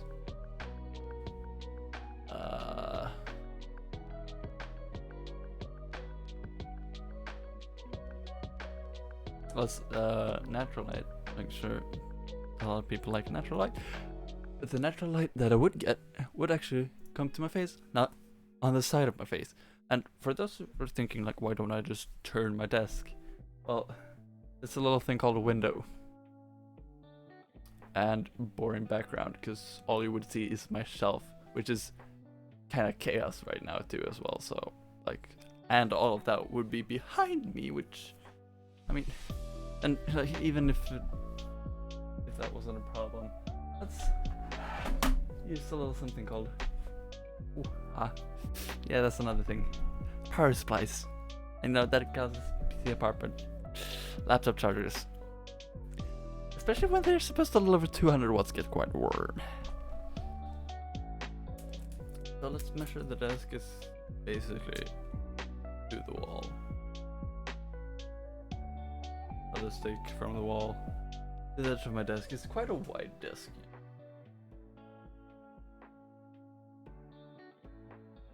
So that is about 162 centimeters. Take that and turn that on it. But yeah, it's the possibility that it could fit, which is not a guarantee. The only other option would have been turning the desk this way, but that again, enter light from the rear, which is not good. Although it would be shaded by the ceiling here, but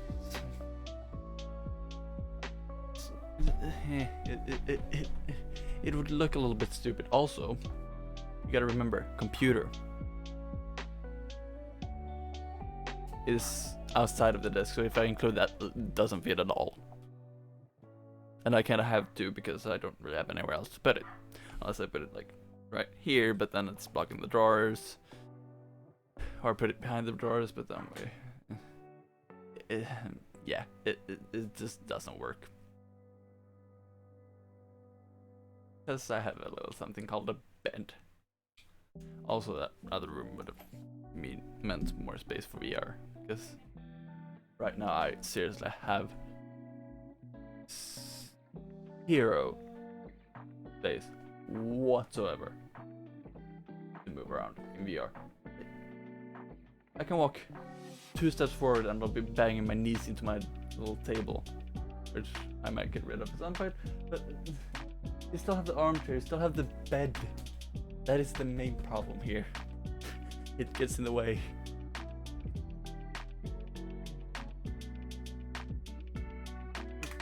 That thing. Put it back. Is for it.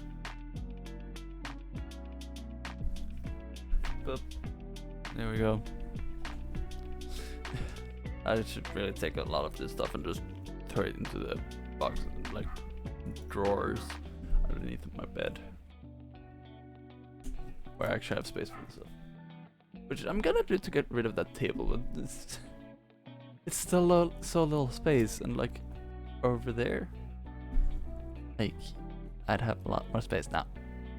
I would run into trouble where those bigger ones, I might be able to fit one in the room, if that. Those bigger, like whatever you call them, I don't remember, frames. But these smaller ones that I've printed myself, and maybe because I have multiple ones like this one, I might be able to put these up. But I know the small ones like this would definitely be possible to put up, and I have like 4 of them, and at some point probably gonna have way more. I'm gonna go through my photos. If there's anything more that I want printed out, I'll do that. But yeah, like it's kind of funny. I have like this photo is not taken in spring, it's taken in autumn, but it's like kind of summery with the green grass. And then above here there is one that is from, I don't know where it is from, but it is quite spring themed with cherry blossom.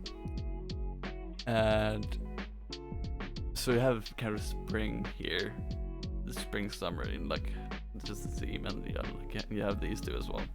And then over here you have 2 very autumn themed ones. Although like I have 2 pictures left that are printed.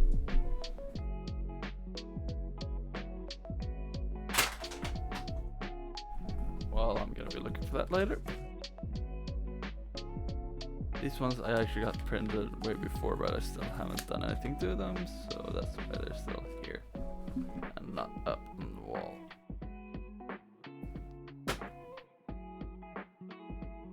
I'll just do you one. Like this one. It's a different aspect ratio, and so that's why. And it looks really bad on camera because of the light and exposures, but it actually does look quite nice in real life. And so I actually have to, because this is a different aspect ratio, and I can't find a single frame sold anywhere on the net or in stores that can take those the size. Guess I was stupid one thing is, when I ordered from the ones I ordered the prints from, their standard aspect ratio for some reason is that weird cropped one, while the standard aspect ratio for frames and pictures that you take is 3:2.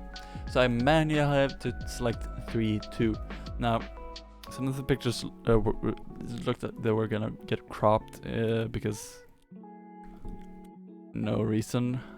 I'm happy to report that they did not show up cropped. This one of Doggo is one, but yeah. Let's get back to the game. Main, there we go. Yes, the stream deck is very nice. Let's pause the music and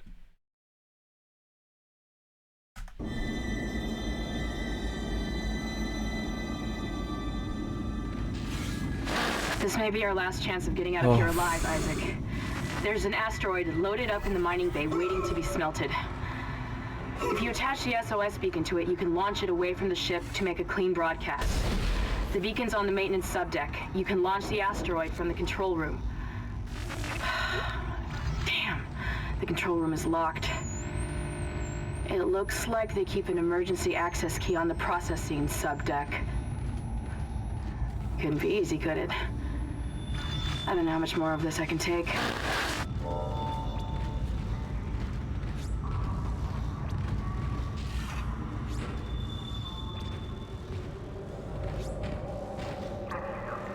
oh my god, so many objectives. So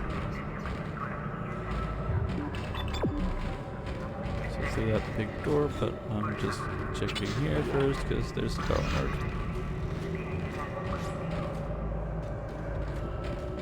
There was no store here, right? I just don't want to miss one if there is. No.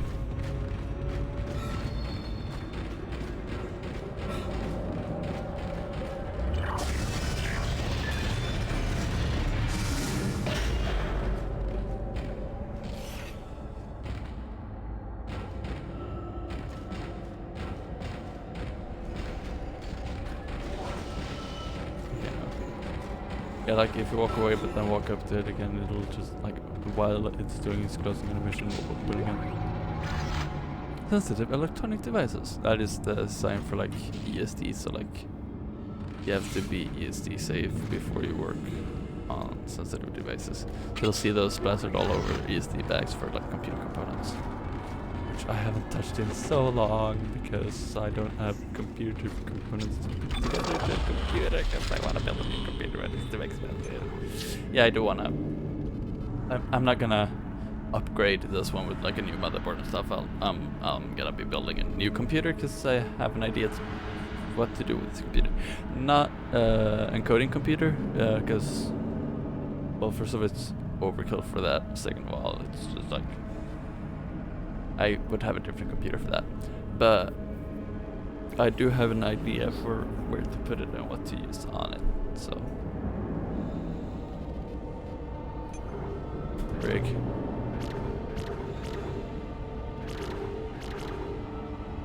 I'm actually gonna put it there, so I can upgrade health points with my next one. So I got a choice of air and health points.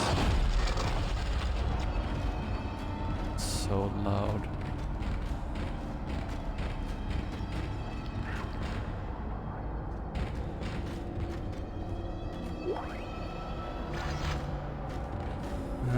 I don't like it when they put out medkits, because that is usually a sign.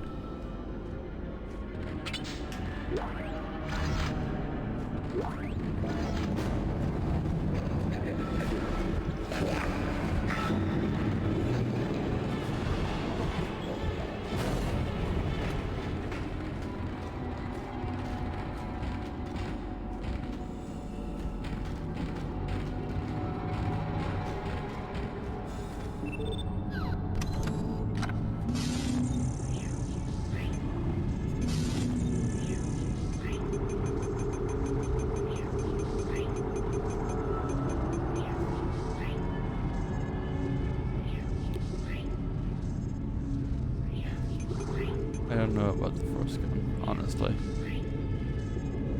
I'll keep it for now.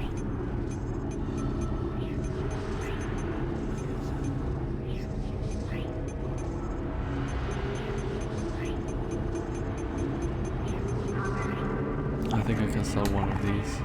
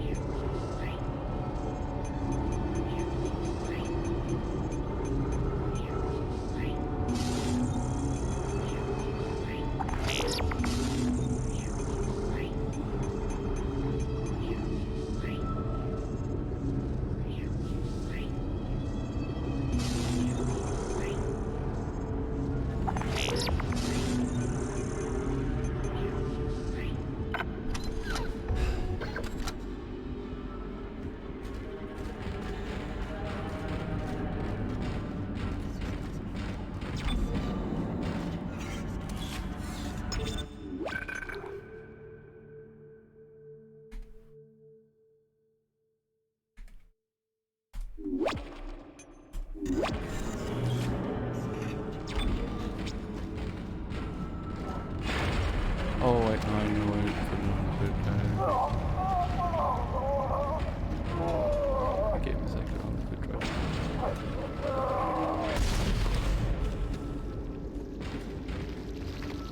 He was gonna turn, I guarantee it. The mining subdeck is offline for some reason, Isaac. I'll see if I can run a bypass.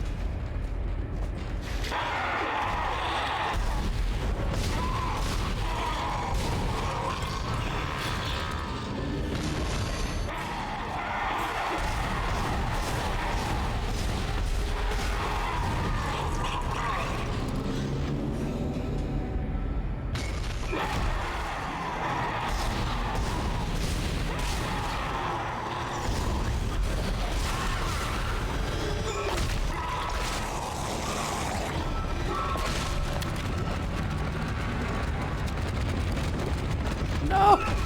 Credits!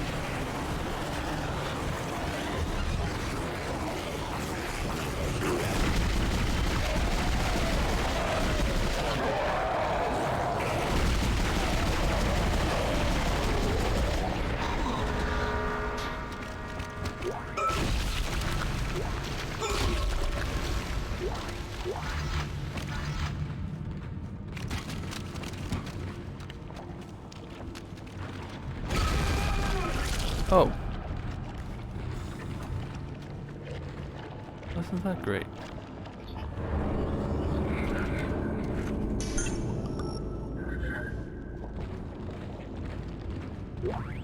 Dr. Kine, what the hell are you doing? Get back! Come any closer and I'll shoot him. Give me the access codes to the cargo bay. You idiot! This is processing. Why the hell would I have codes to cargo? Don't lie to me. I'm sick of everyone lying to me. It is imperative that I get the marker. Give me those codes. I don't have them. Is this what you did to the captain? Go on. Shoot me if you've got the balls. Idiots! It's the only way to stop it. The only way to end it. He's completely lost it. Somebody call security.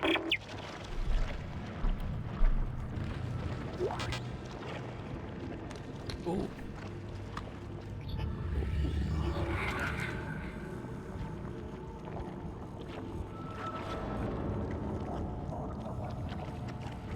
I don't really need that one. That is very valuable, so the gold one is like 10k.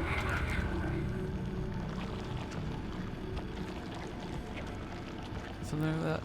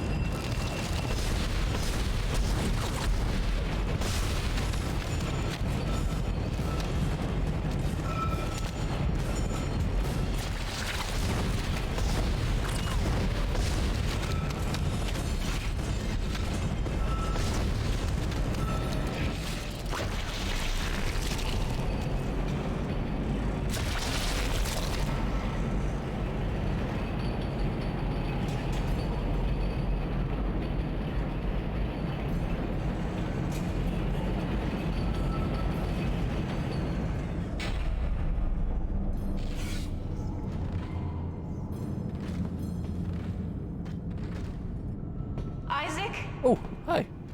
Is that really you? It feels like it's been so long. I don't trust you. But I can help you now. Come with me.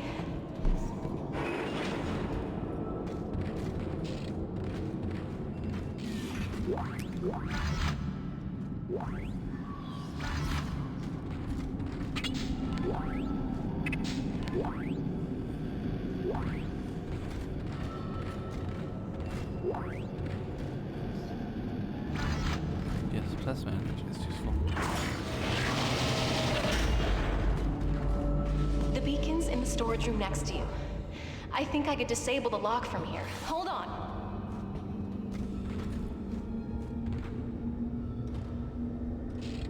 Wait, did she mention the beacon?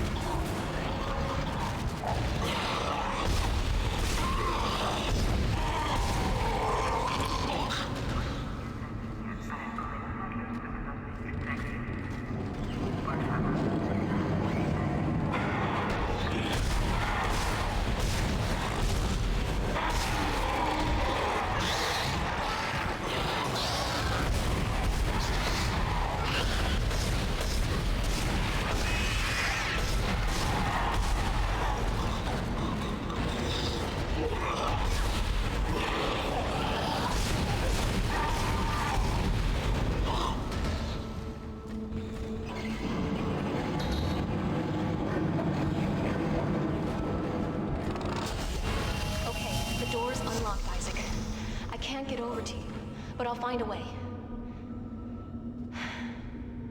I love you. This will all be over soon. Still don't trust her.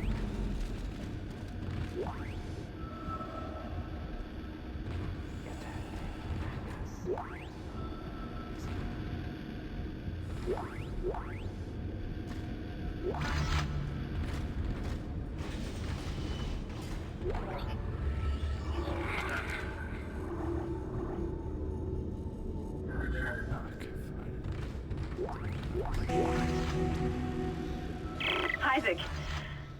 Hey, I lost your signal for a while. You had me worried. I see you've got the beacon, so head for the mining bay and attach it to the asteroid. I've been running trajectory calculations, and if we launch soon, there's a good chance the asteroid can reach a safe distance to begin transmitting. Still no sign of Hammond. In his state, I can't imagine he's still alive.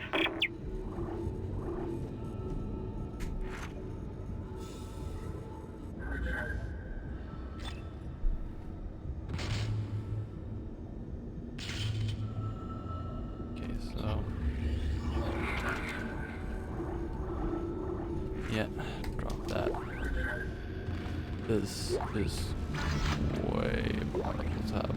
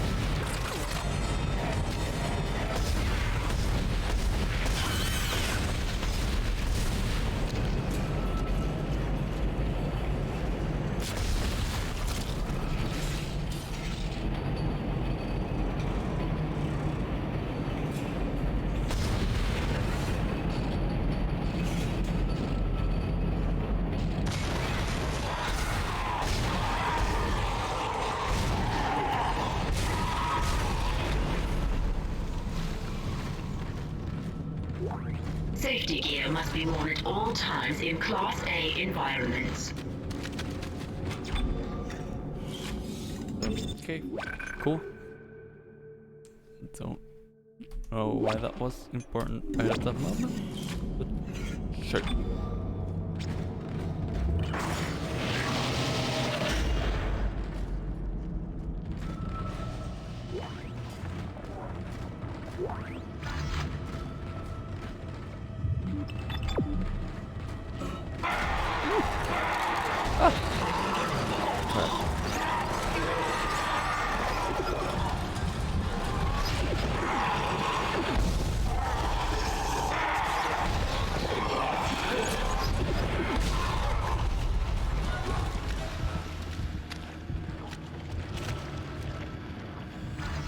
This one is not that great, but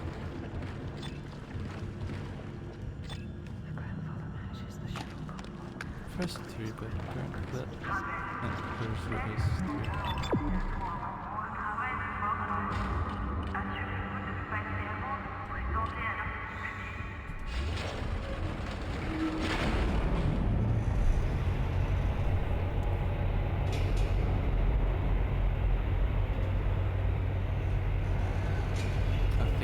The one I was on, so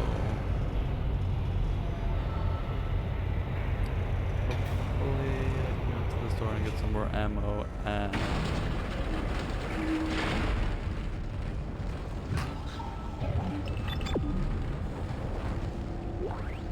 this is Temple.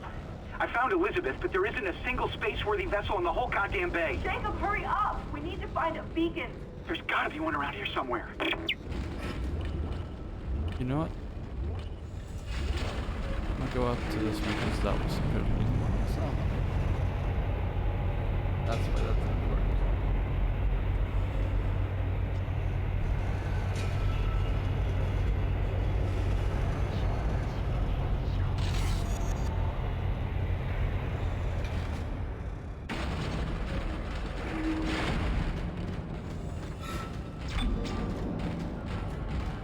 And also on the bench.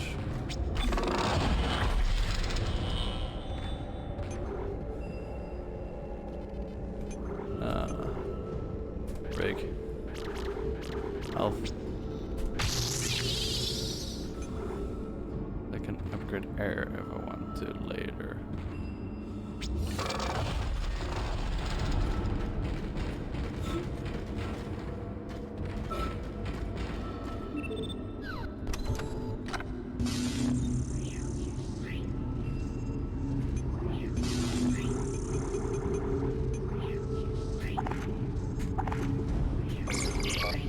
Oh, 3K.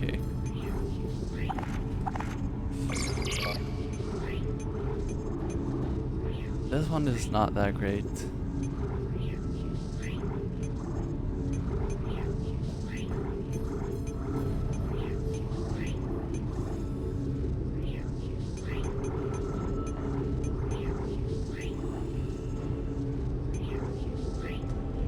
Yeah, I regret getting that one.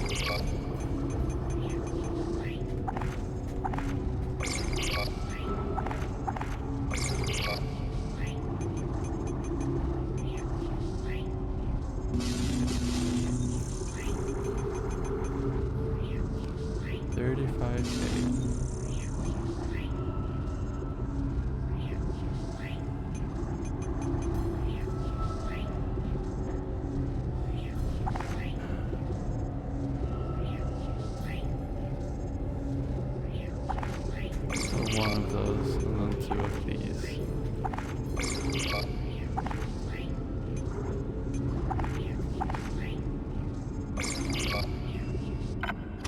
Oh wait, no. Yeah.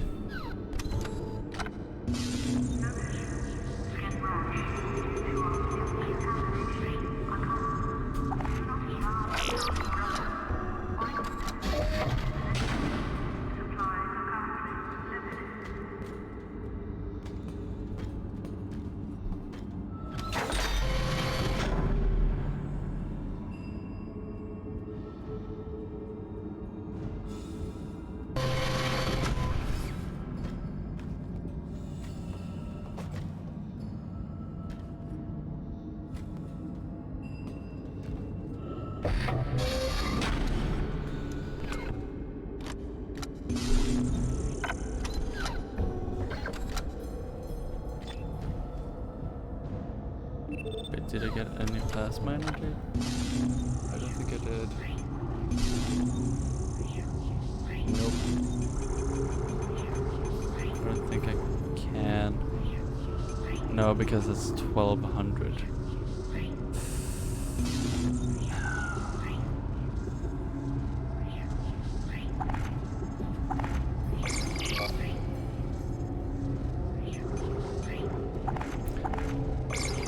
Yeah, that's fine. I use this one so much more. I should probably not do that.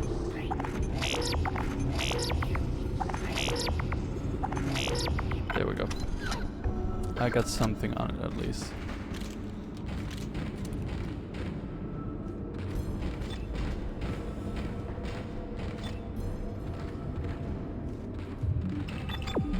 Yeah.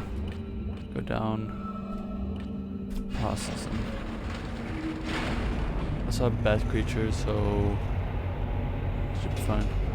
Oh yeah, another disadvantage I have in this game is because it's locked at 30 FPS if I have VSync. And using NVIDIA's VSync, not an option. And turning off VSync is not an option either. Especially not when streaming, so yeah.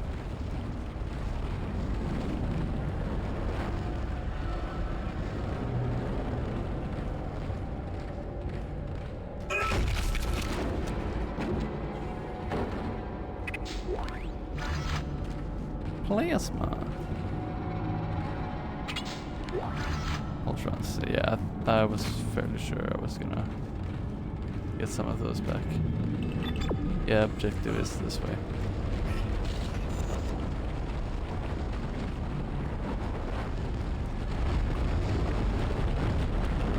Oh.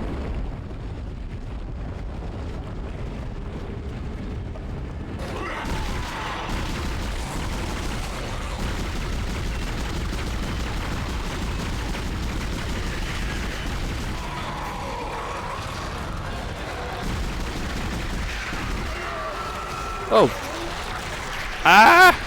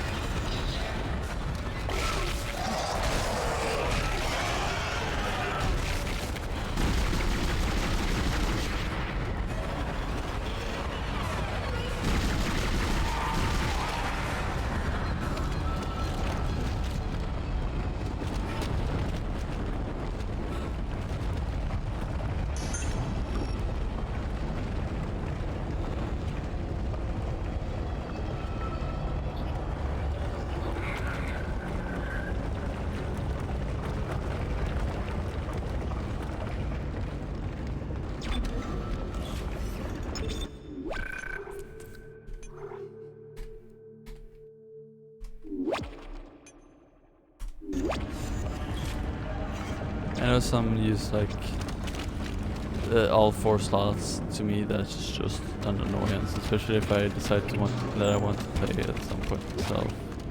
I don't want to delete the save for some reason.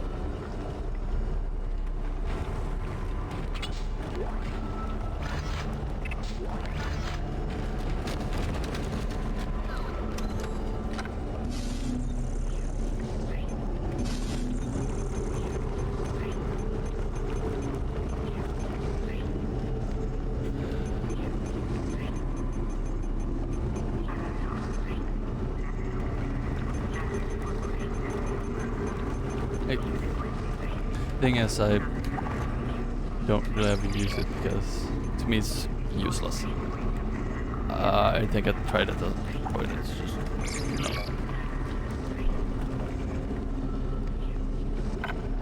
Wait, no.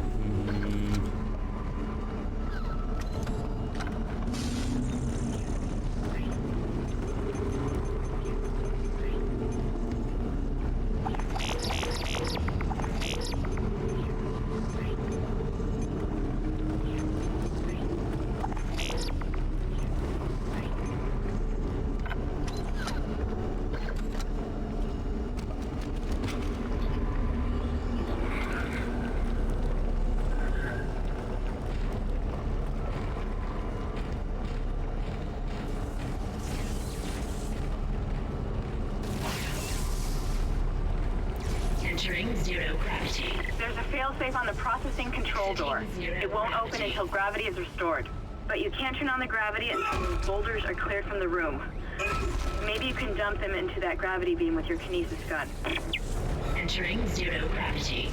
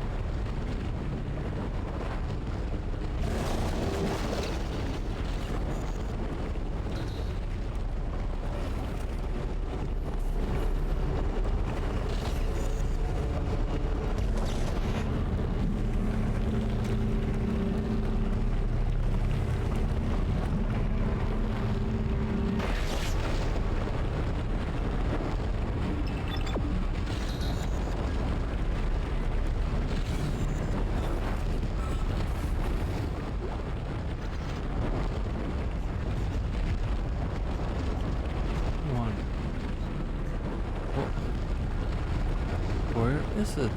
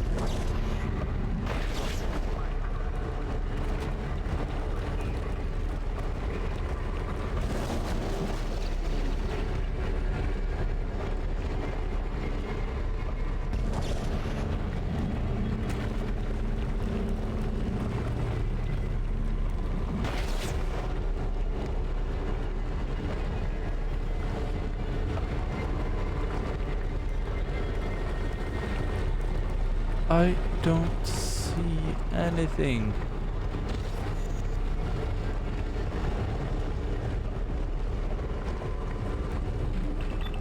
Yeah, like you want me to go there. I know, but I need to find something before I do.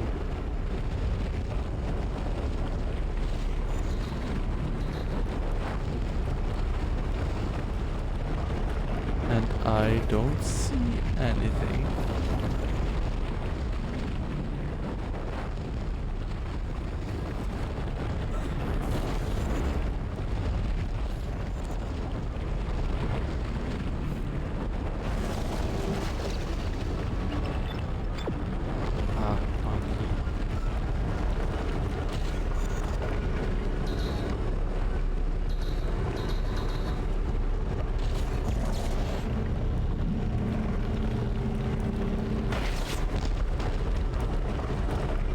Ah.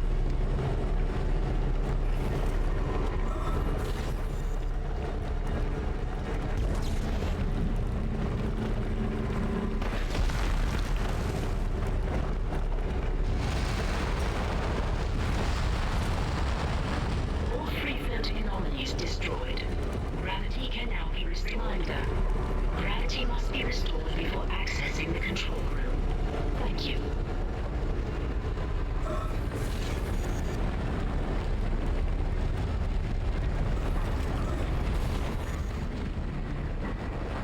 Gravity restored. Access permitted to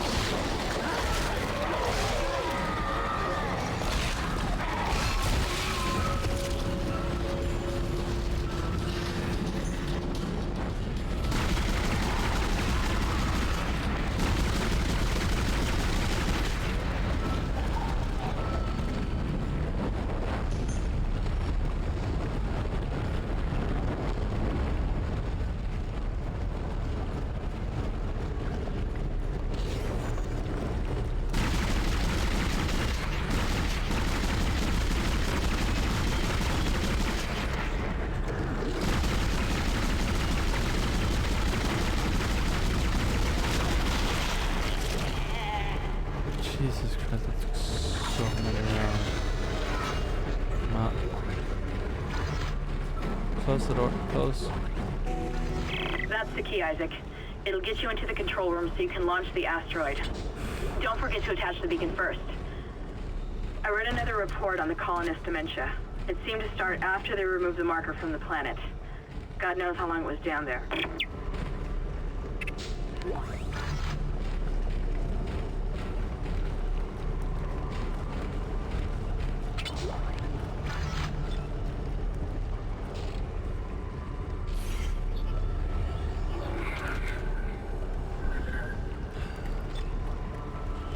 Jesus, these enemies are chewing through my ammo.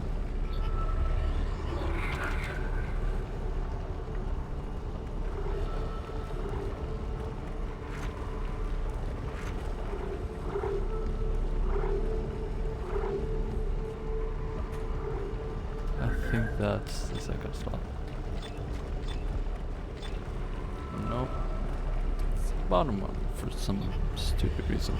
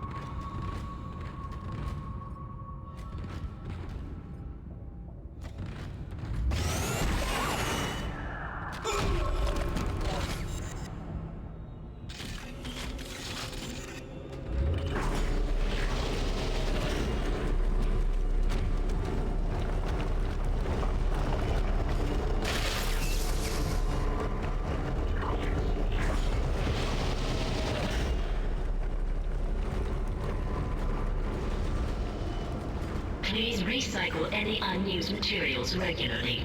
Thank you.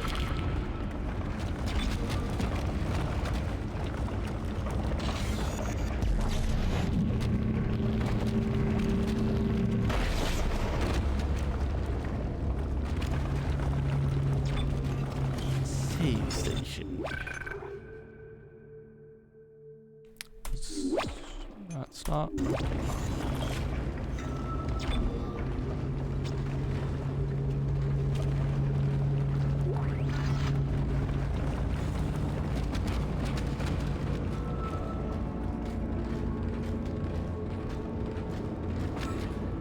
Unused materials, does that include dead bodies?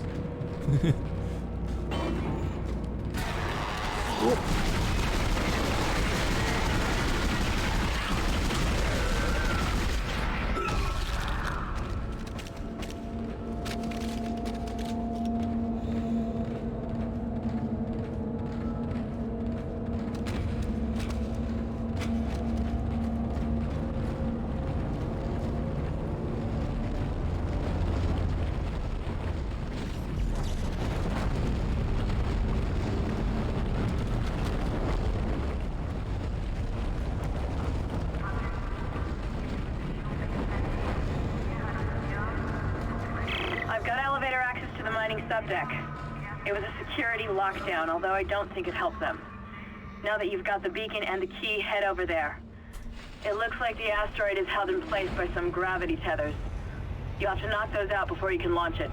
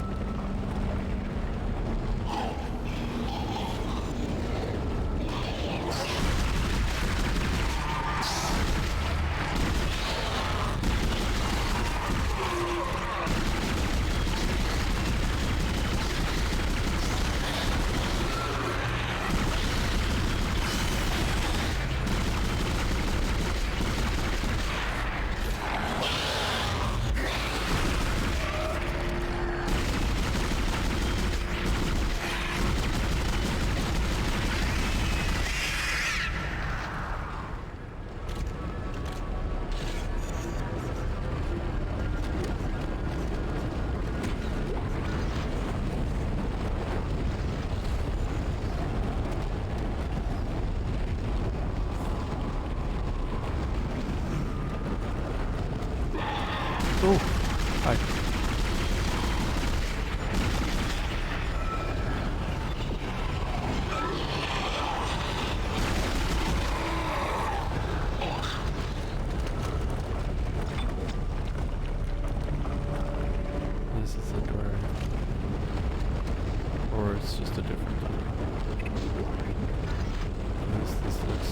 odd looking mirror. Wait, no.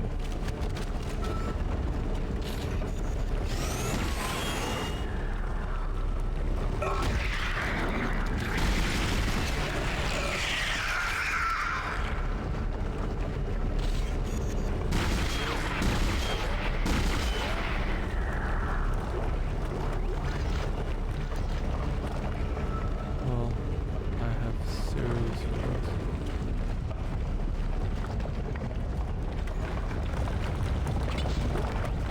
And it's not that it doesn't look familiar, it's with this door on the other side. Plasma cutter. Pulse rifle.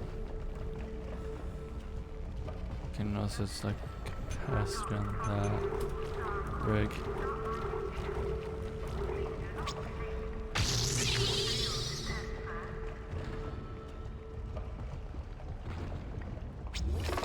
Ooh. Are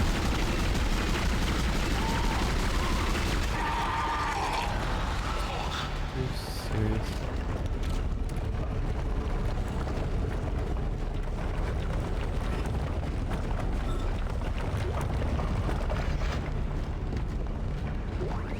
Processing log. Supervisor Second Engineer Dallas reporting. This will be my last report. I've seen what they do to the bodies, what they become. I can't let that happen to me. At least if I don't have any limbs, I won't be able to kill anyone when I'm infected. Please tell Dawn and the kids that I love them. Oh, God. One more. One more.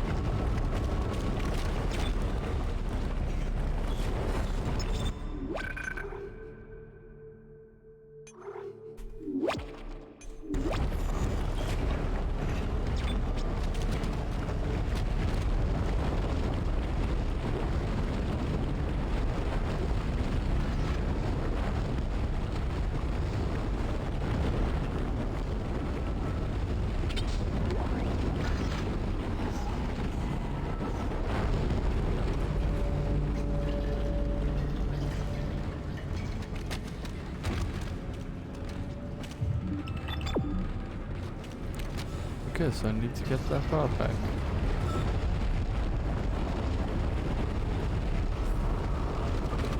Or whatever they're called.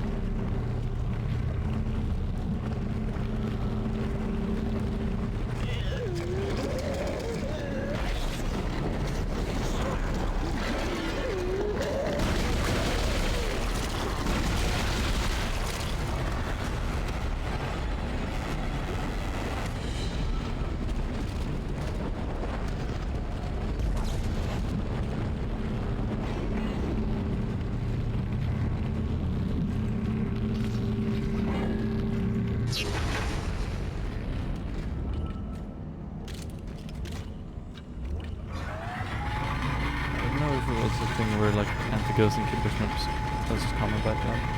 Oh.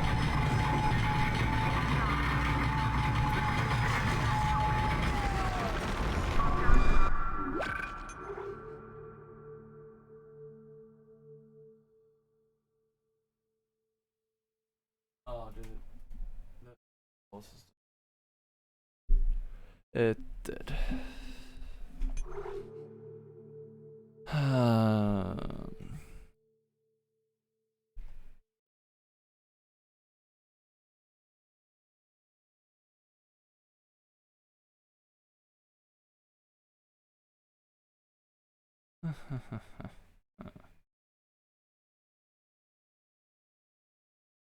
Isn't it always fun when stuff doesn't work?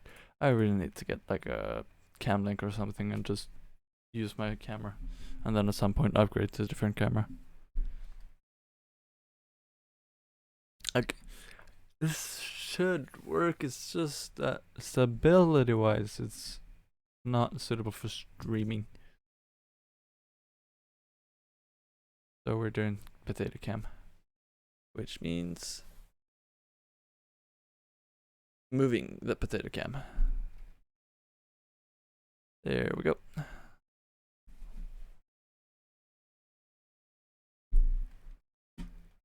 And back to the space. Back to our regular scheduled program.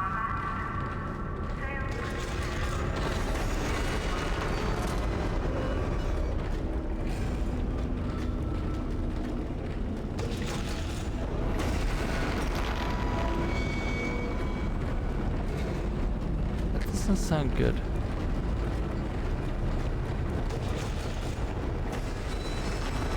I've heard a lot of different sounds, but good and bad.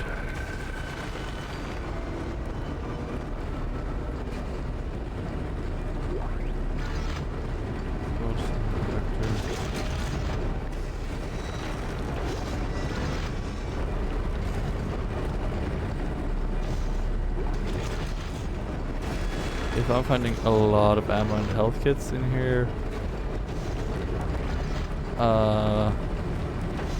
which I am. Oh god, what's gonna be on the other side of these doors?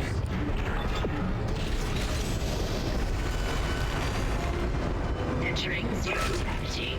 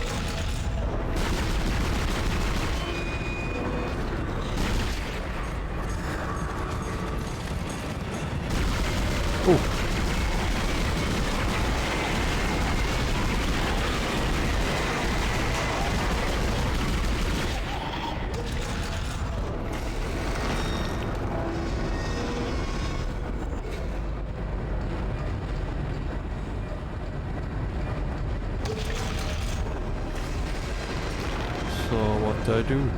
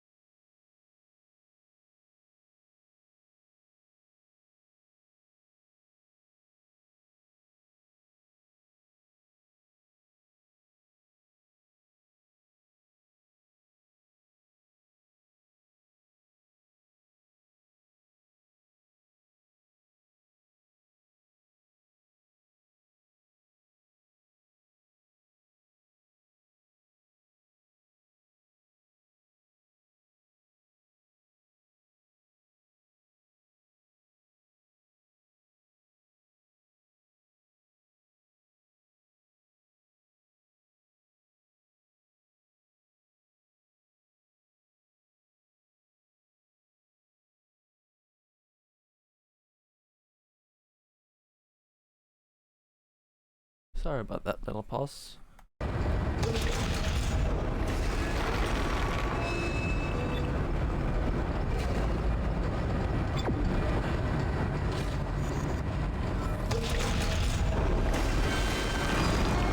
Oh.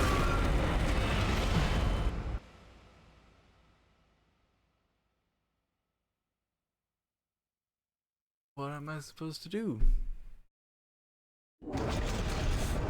Am I just supposed to go past it?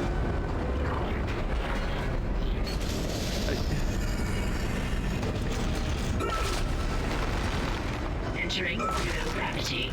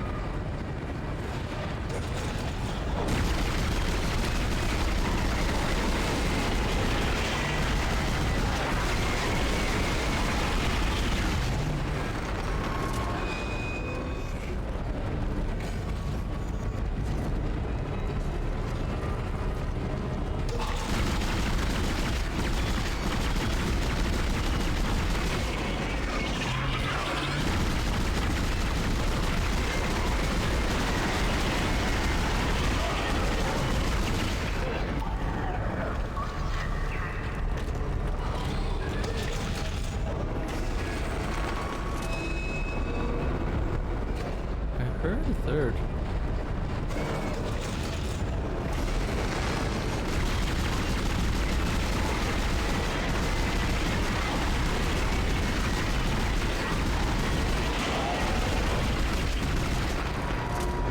Okay. So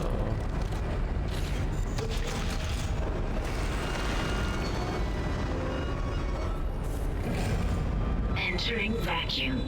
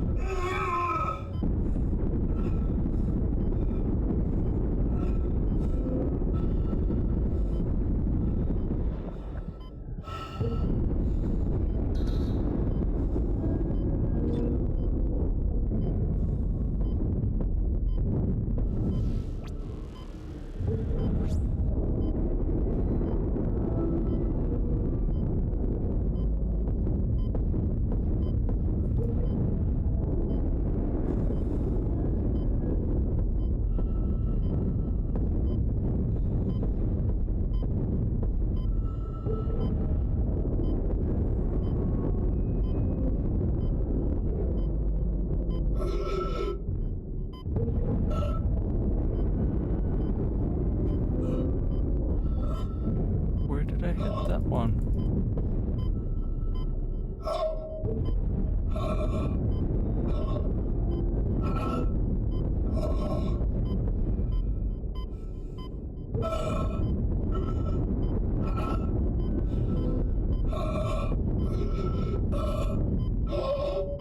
What?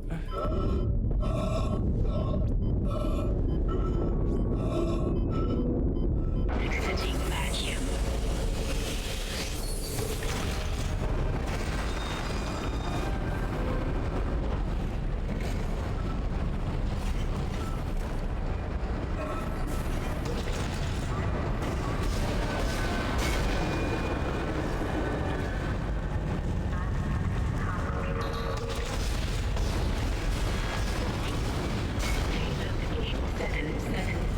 Is no longer tethered. Untrained personnel should leave the area immediately. Oh. Okay.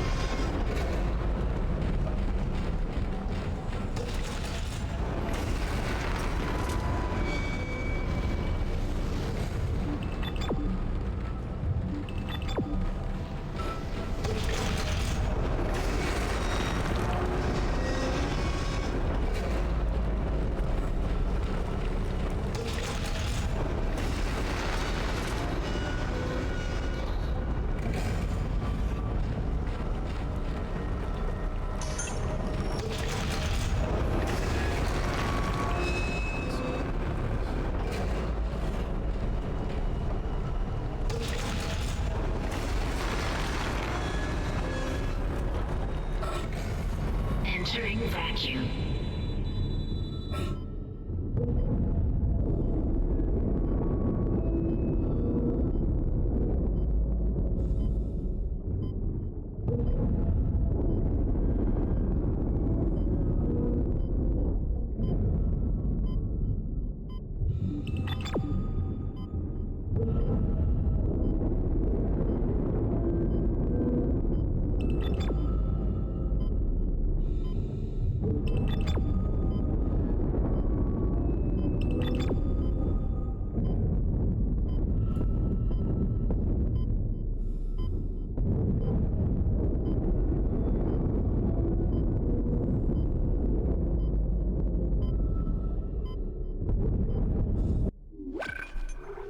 What am I supposed to do?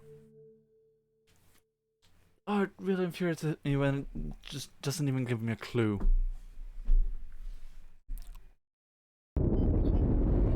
Objective. Doesn't say anything.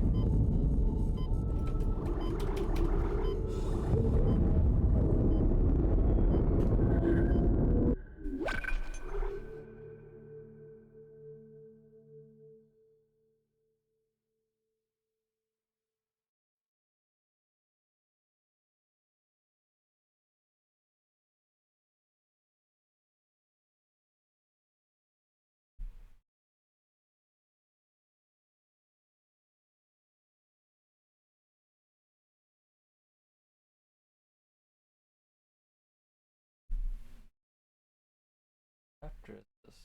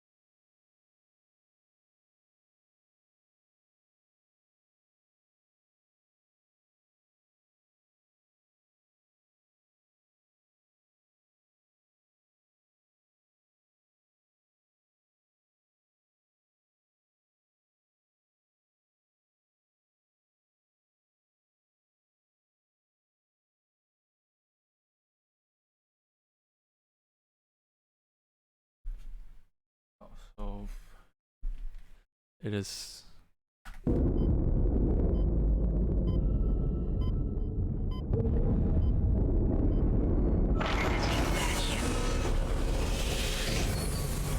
I am actually supposed to be.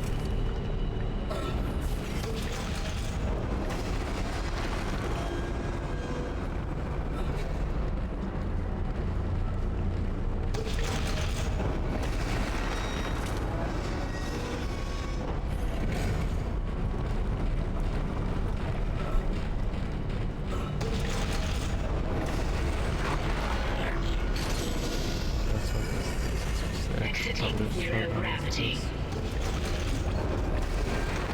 Oh well. means I have barely any ammo left.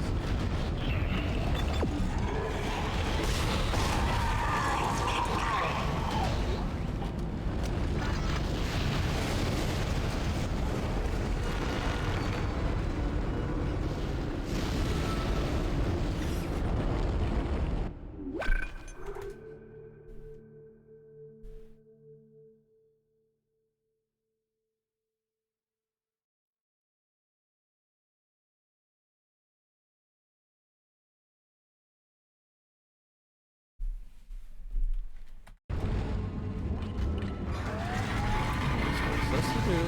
The objective. This is different. I hope that's not a glitch and I have to redo that whole part.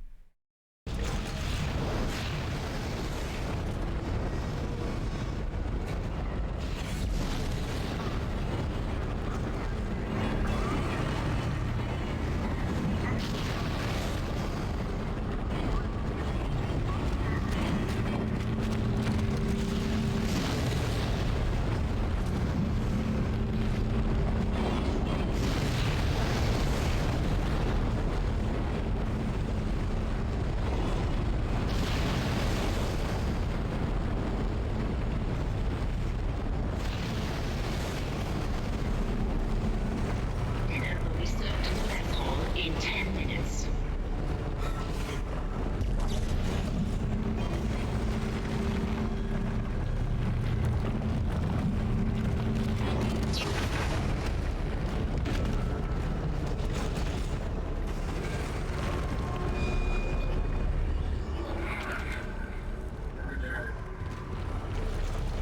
Do I have a note?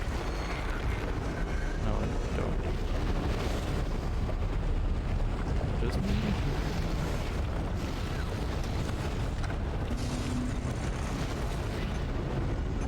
I'm very low on ammo, so I'm gonna have to find some. Anything I can sell here? Never had to use one, but we don't know what might happen ahead.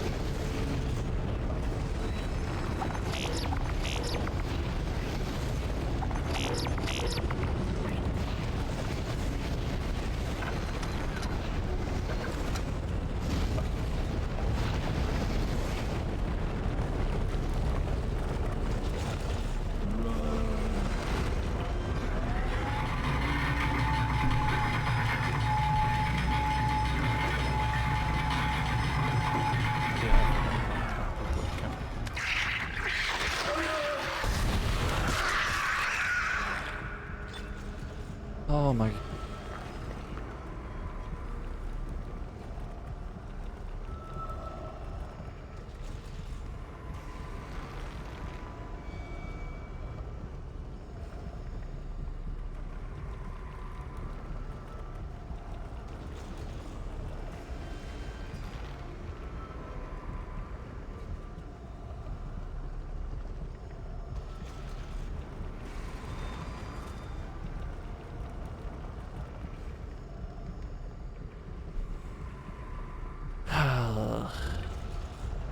Where do I go?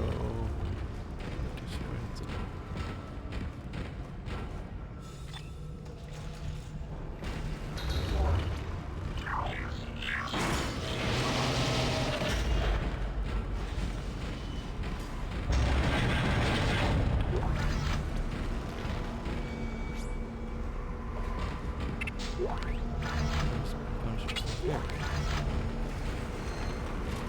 Oh well. You still need to plant the beacon onto the shuttle, Isaac, before you launch the asteroid.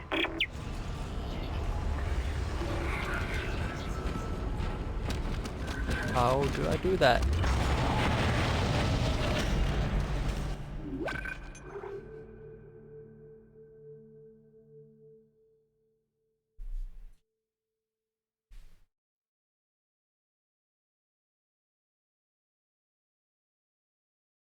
Okay, so I have to do something with the beacon, but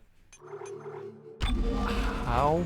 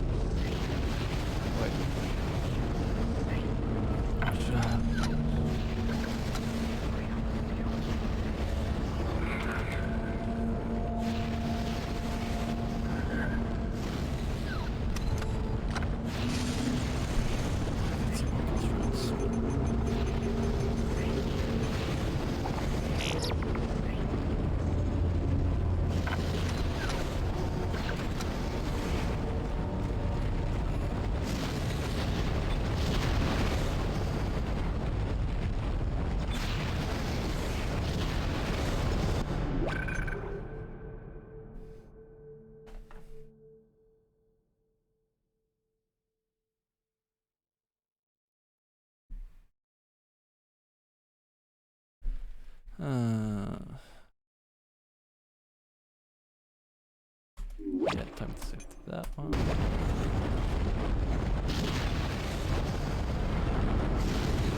have to get the power cell. It doesn't. The problem is it doesn't say.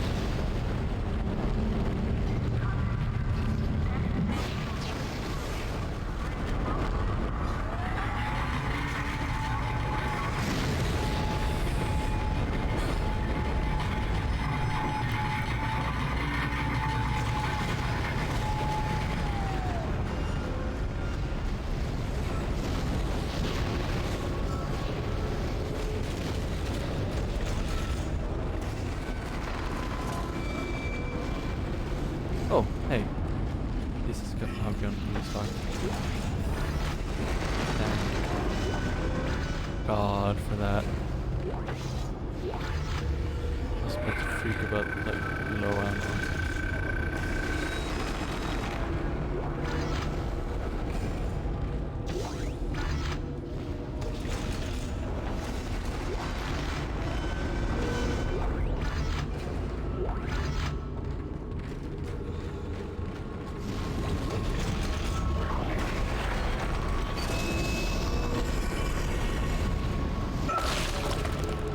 Entering 0. I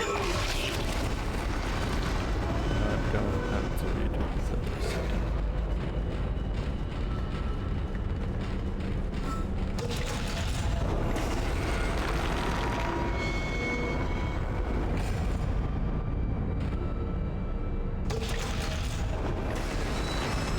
This side is the one I'm most comfortable with. Entering vacuum.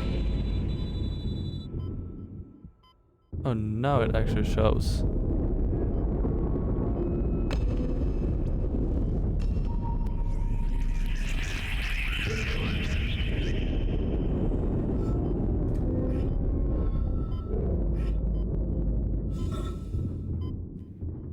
Exiting vacuum.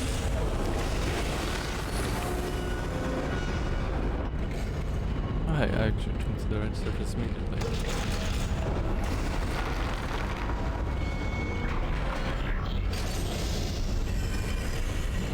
Exiting zero gravity. There we go.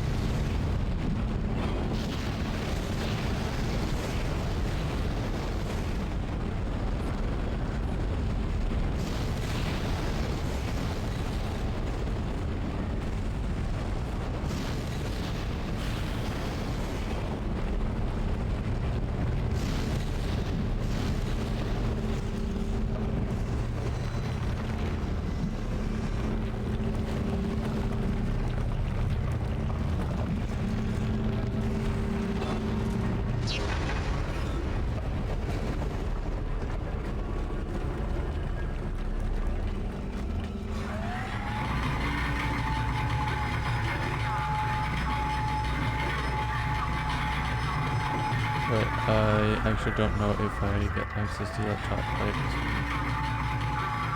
I'm just gonna take the time to do that first.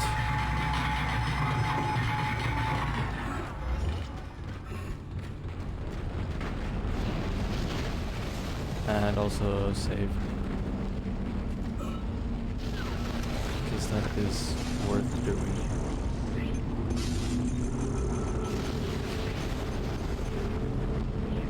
Pulse rounds.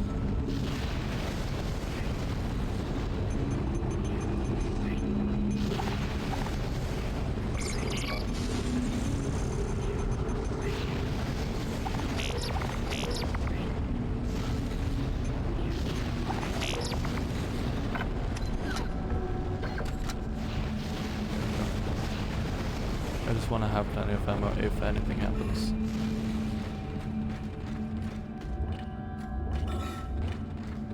Right, save.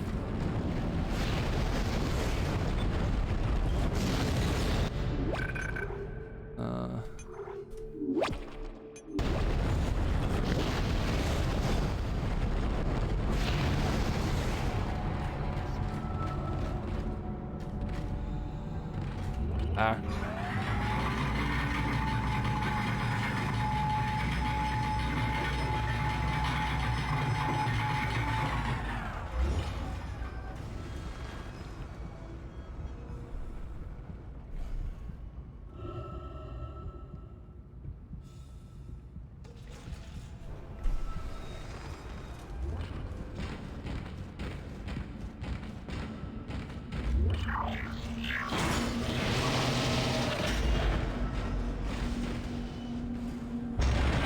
Oh wait, I have a node right.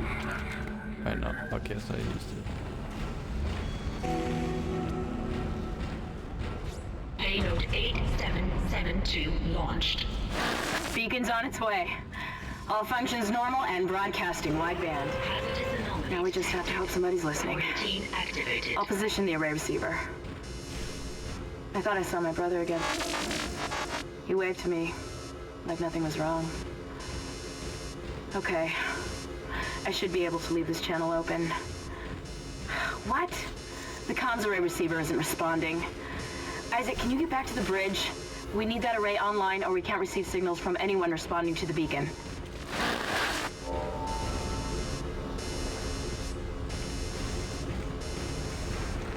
That might be tough.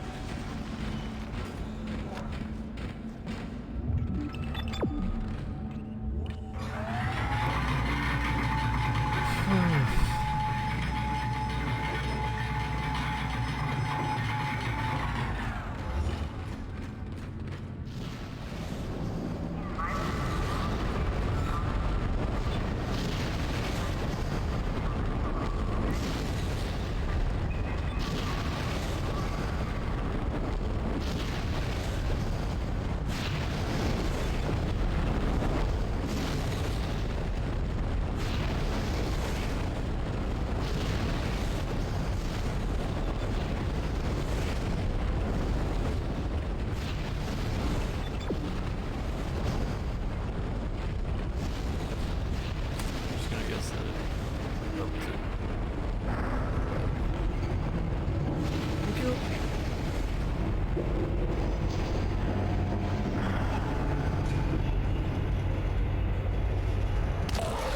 Oof.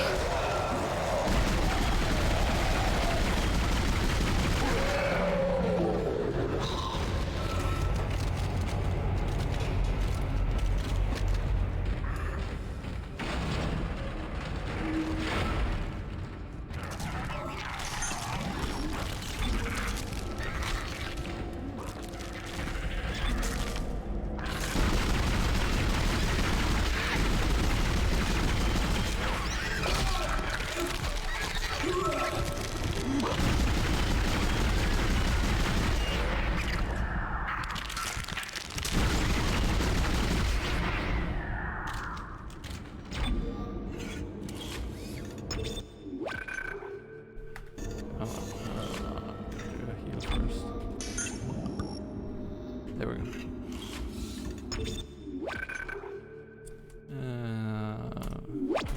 So that's safe.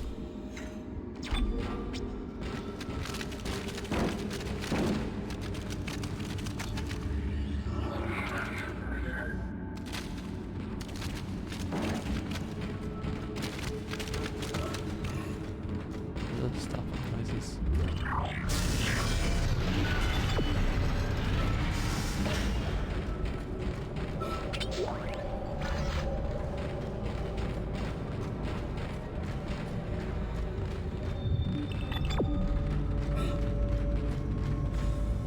Ah, keep forgetting I can't jump.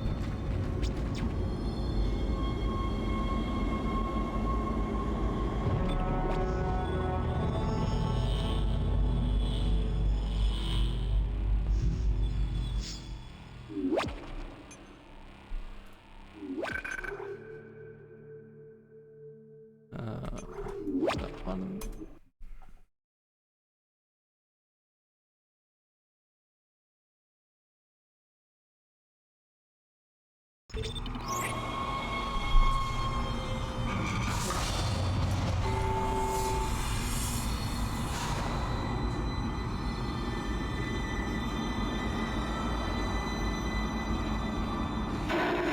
Things are looking up.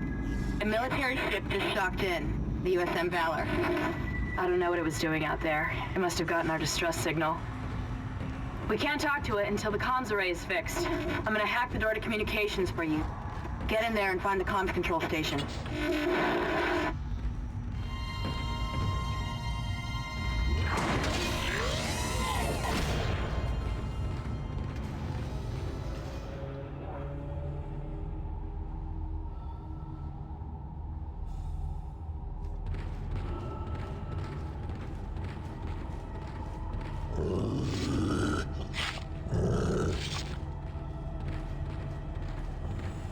Nope, don't trust that. Can I buy anything? Sell? No.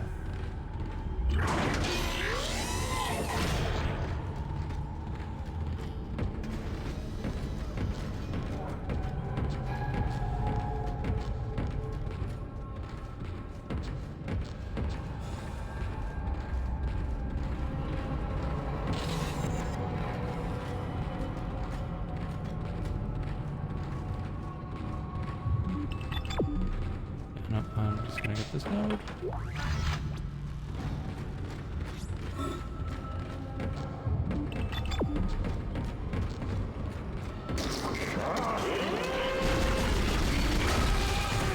Oh, crap.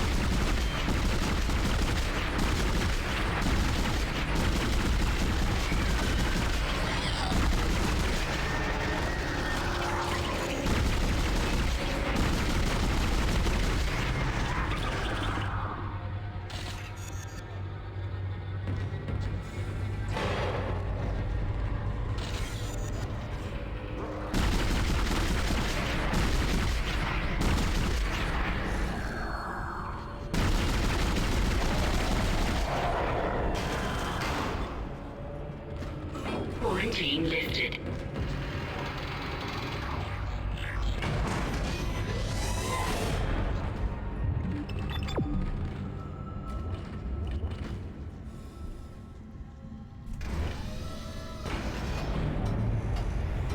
Isaac, the door to communications is open. But I've been getting some weird feedback spikes on the local comms. I think someone's listening in on us, so be careful. Someone left their indicators on again.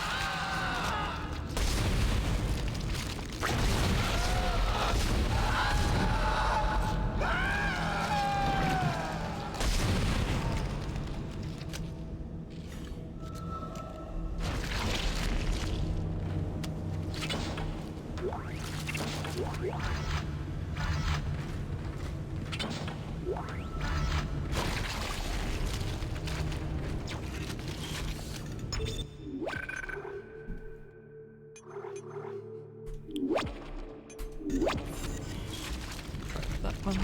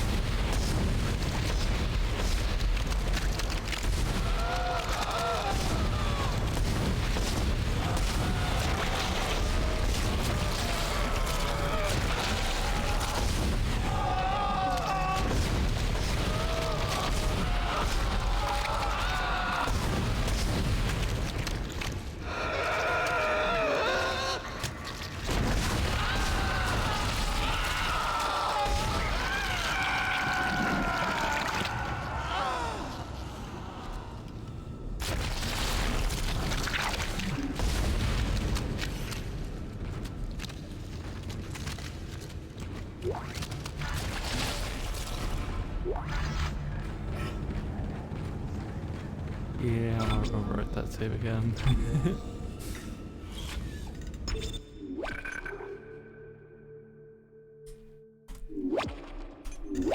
we go. Actually, you know what? I'm gonna do a double save. No, I'm not.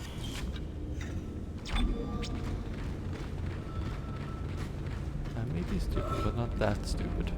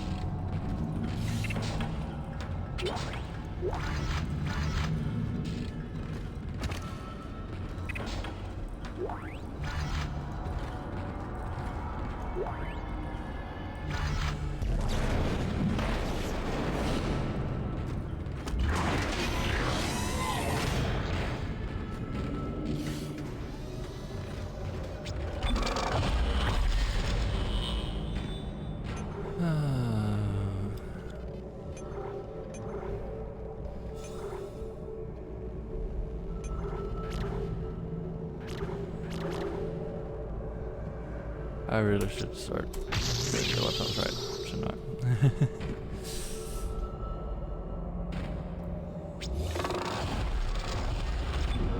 Save station.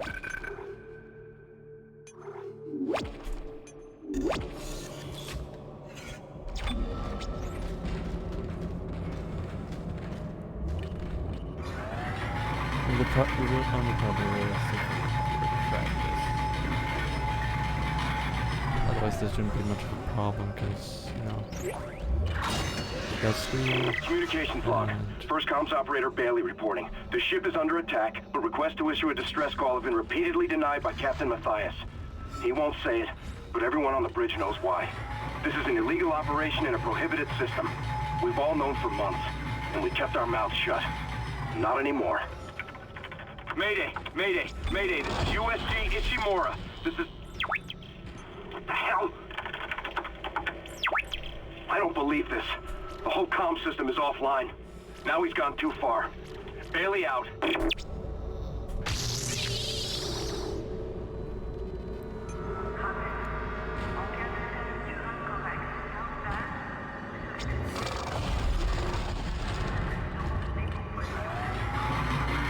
It feels like we're starting to near the end of the game, luckily. It's been quite a long game. I mean, how many hours did we do last time? A lot. This one got some speed. Whee! I mean, compared to the others.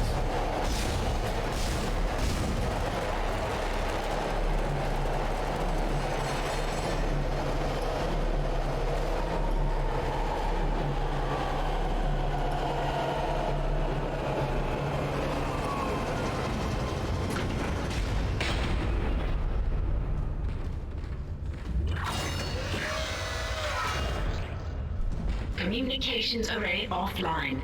A service technician has been notified. That comms array is in bad shape. We need at least 6 working dishes for a strong enough signal. Make sure they're aligned symmetrically so there are no power gaps.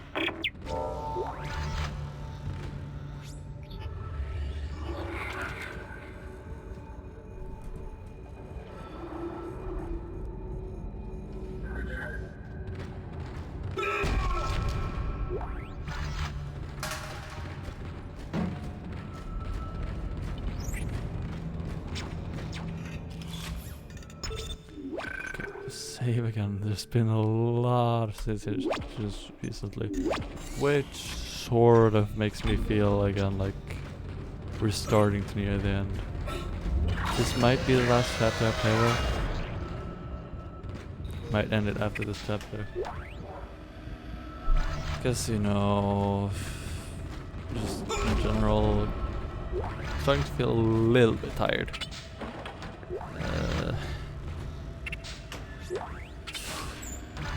I mean, I am running a bit of a lack of sleep, so...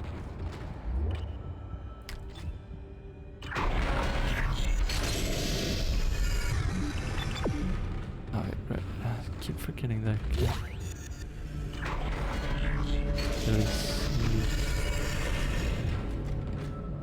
Entering zero gravity.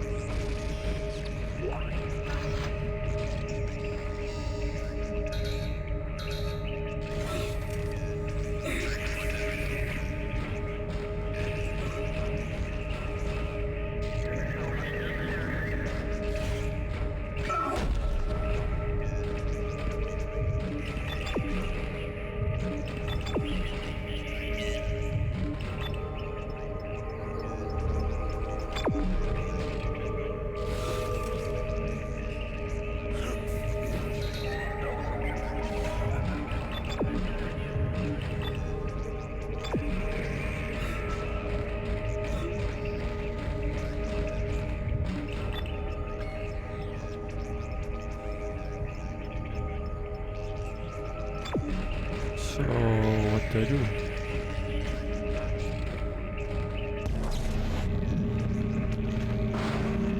Oh.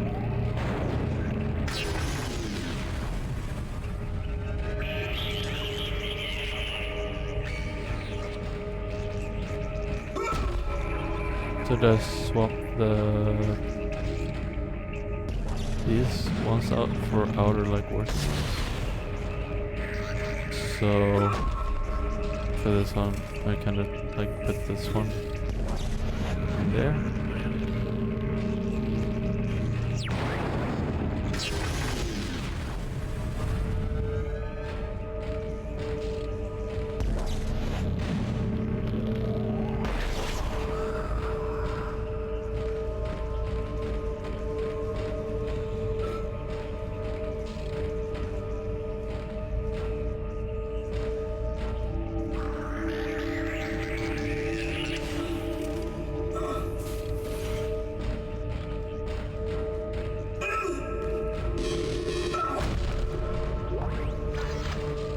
Just disconnect all of the now ones.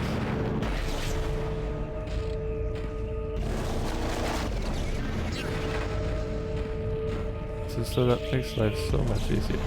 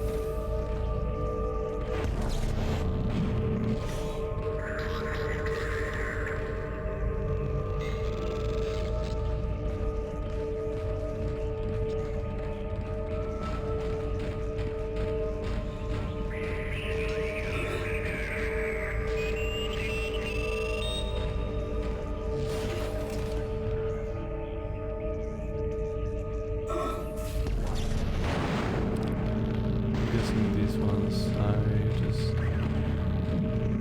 take down here.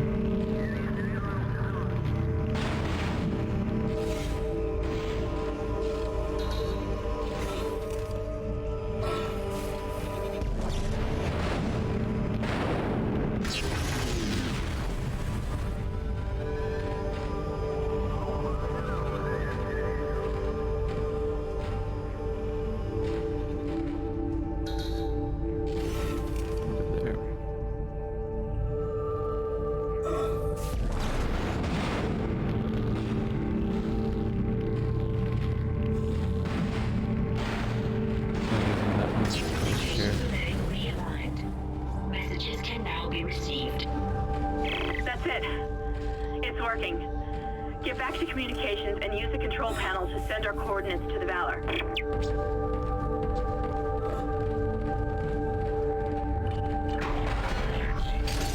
Okay. Exiting zero gravity.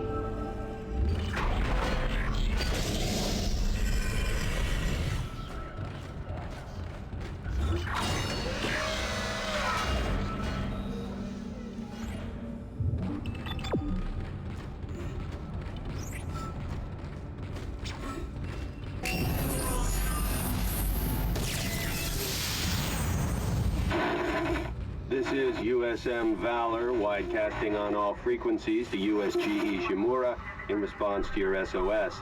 We picked up your escape pod, number 47, and are en route to your position. This message will repeat every 30 seconds until you respond.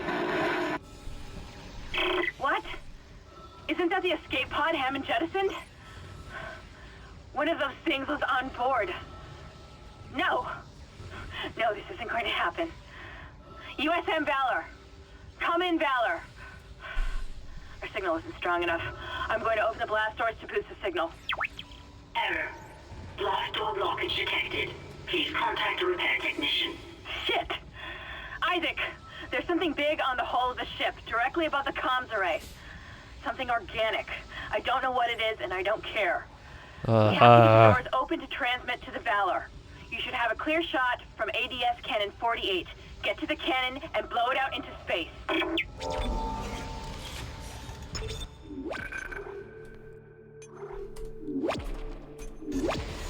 How much is left on this chapter?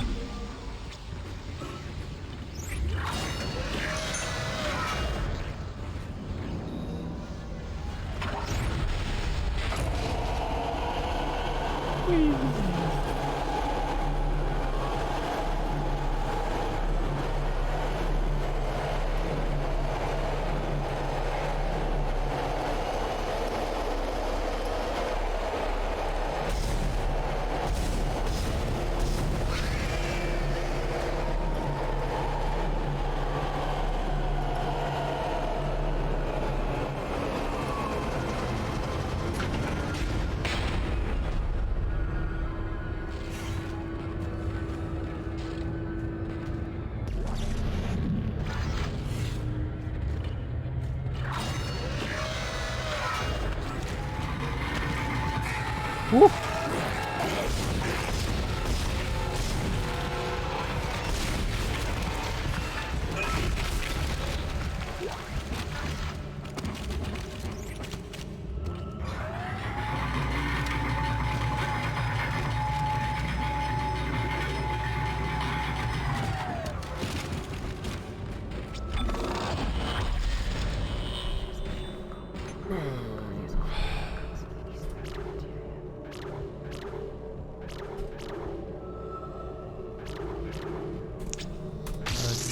First.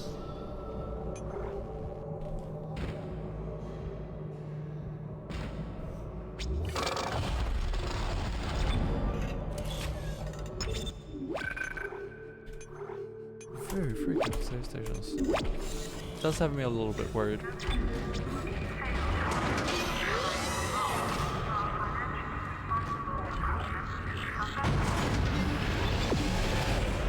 Nope.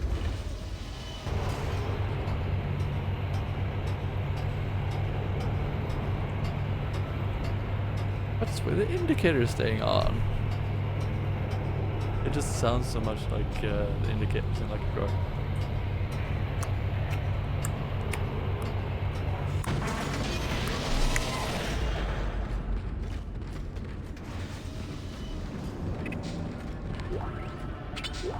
They got one on done automatically. It's a bit odd.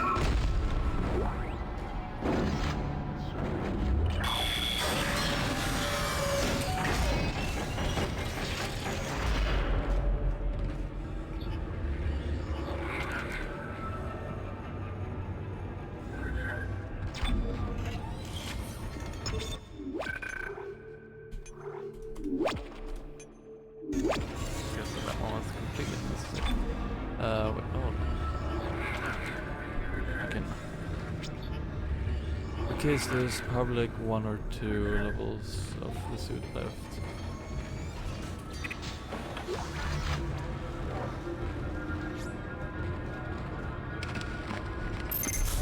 Oh god, another one of these. Override initiated.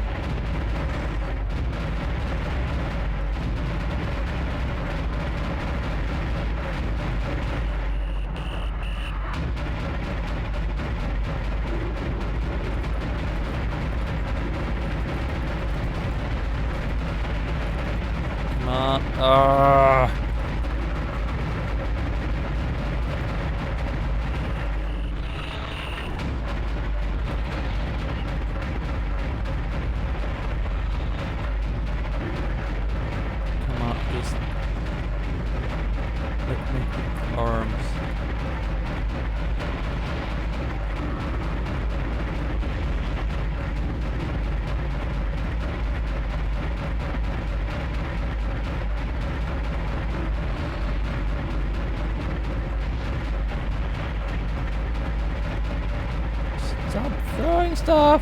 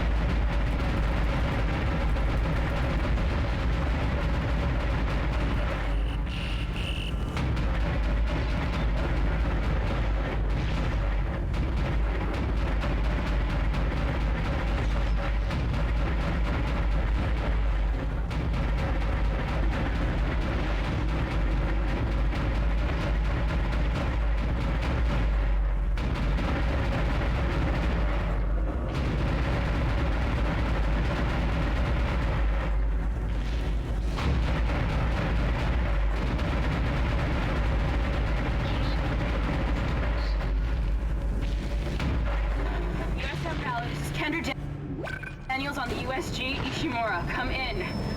Do not open the escape pod. USM Valor, this is Kendra Daniels on the USG Ishimura, come in. Do not open the escape pod. Damn it, respond! Too late.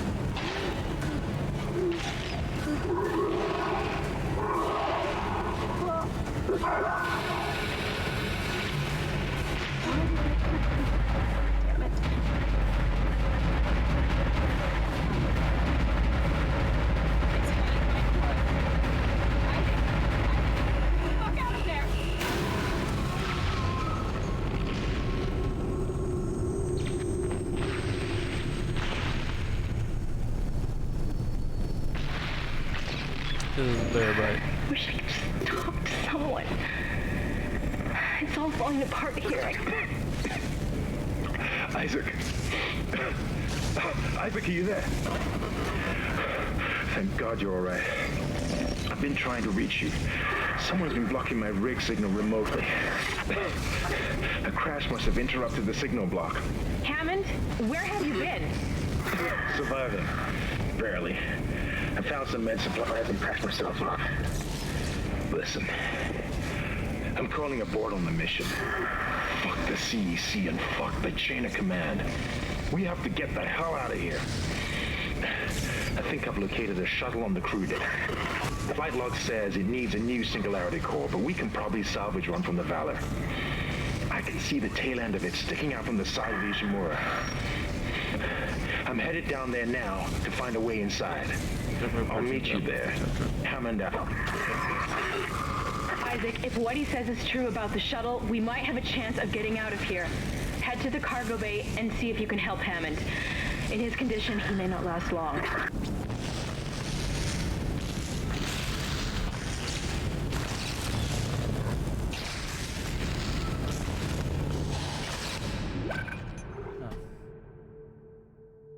That wasn't anything important.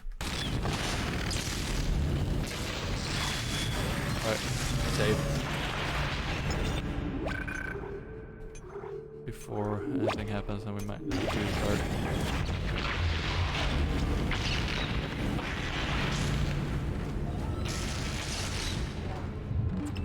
Right, yeah.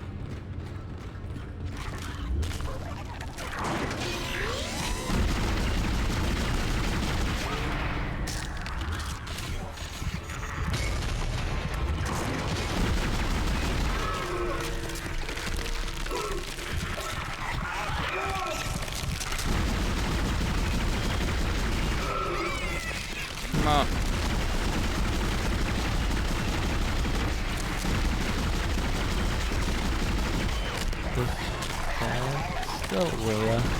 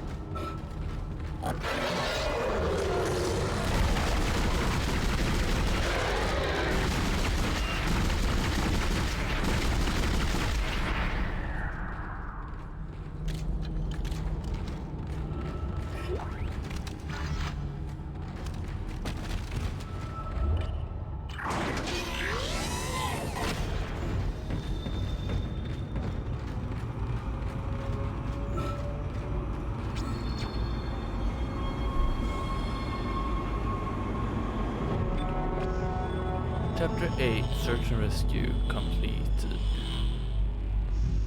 We're moving on to Chapter 9. Actually, you know what?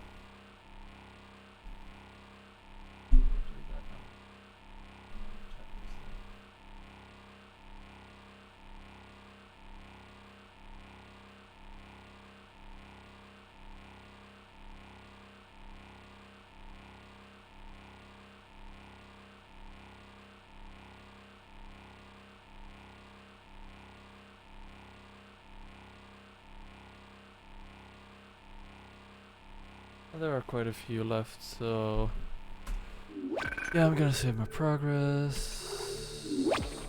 And I think that's actually gonna be it for today. We've been going for 4.5 hours, minus an hour of just chatting, but there have been some issues. I haven't dropped anything due to any friends due to network, at least. That's a good thing. That I don't think we've ever had a stream like that before. But yeah, 4.5 hours. It feels like a good place to stop.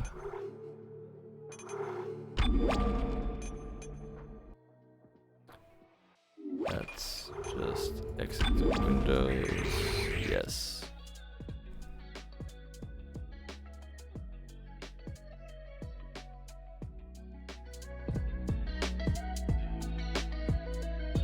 So yeah, still a fun game. Just get annoyed when there's not a single clue about what I'm supposed to do, because it just happens so often. It's like, okay, so what do I do? No clue. I actually have no clue of what to do.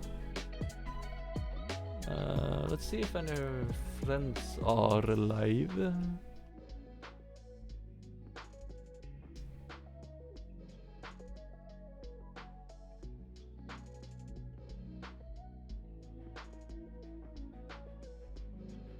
Ooh, Azu is.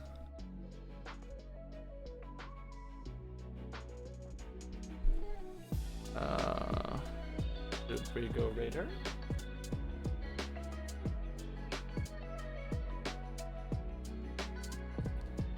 I think so. Let me just get my raid phones in.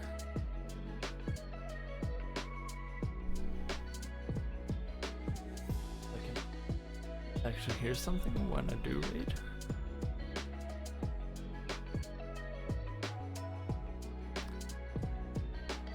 But yeah, it's been a fun game so far, actually.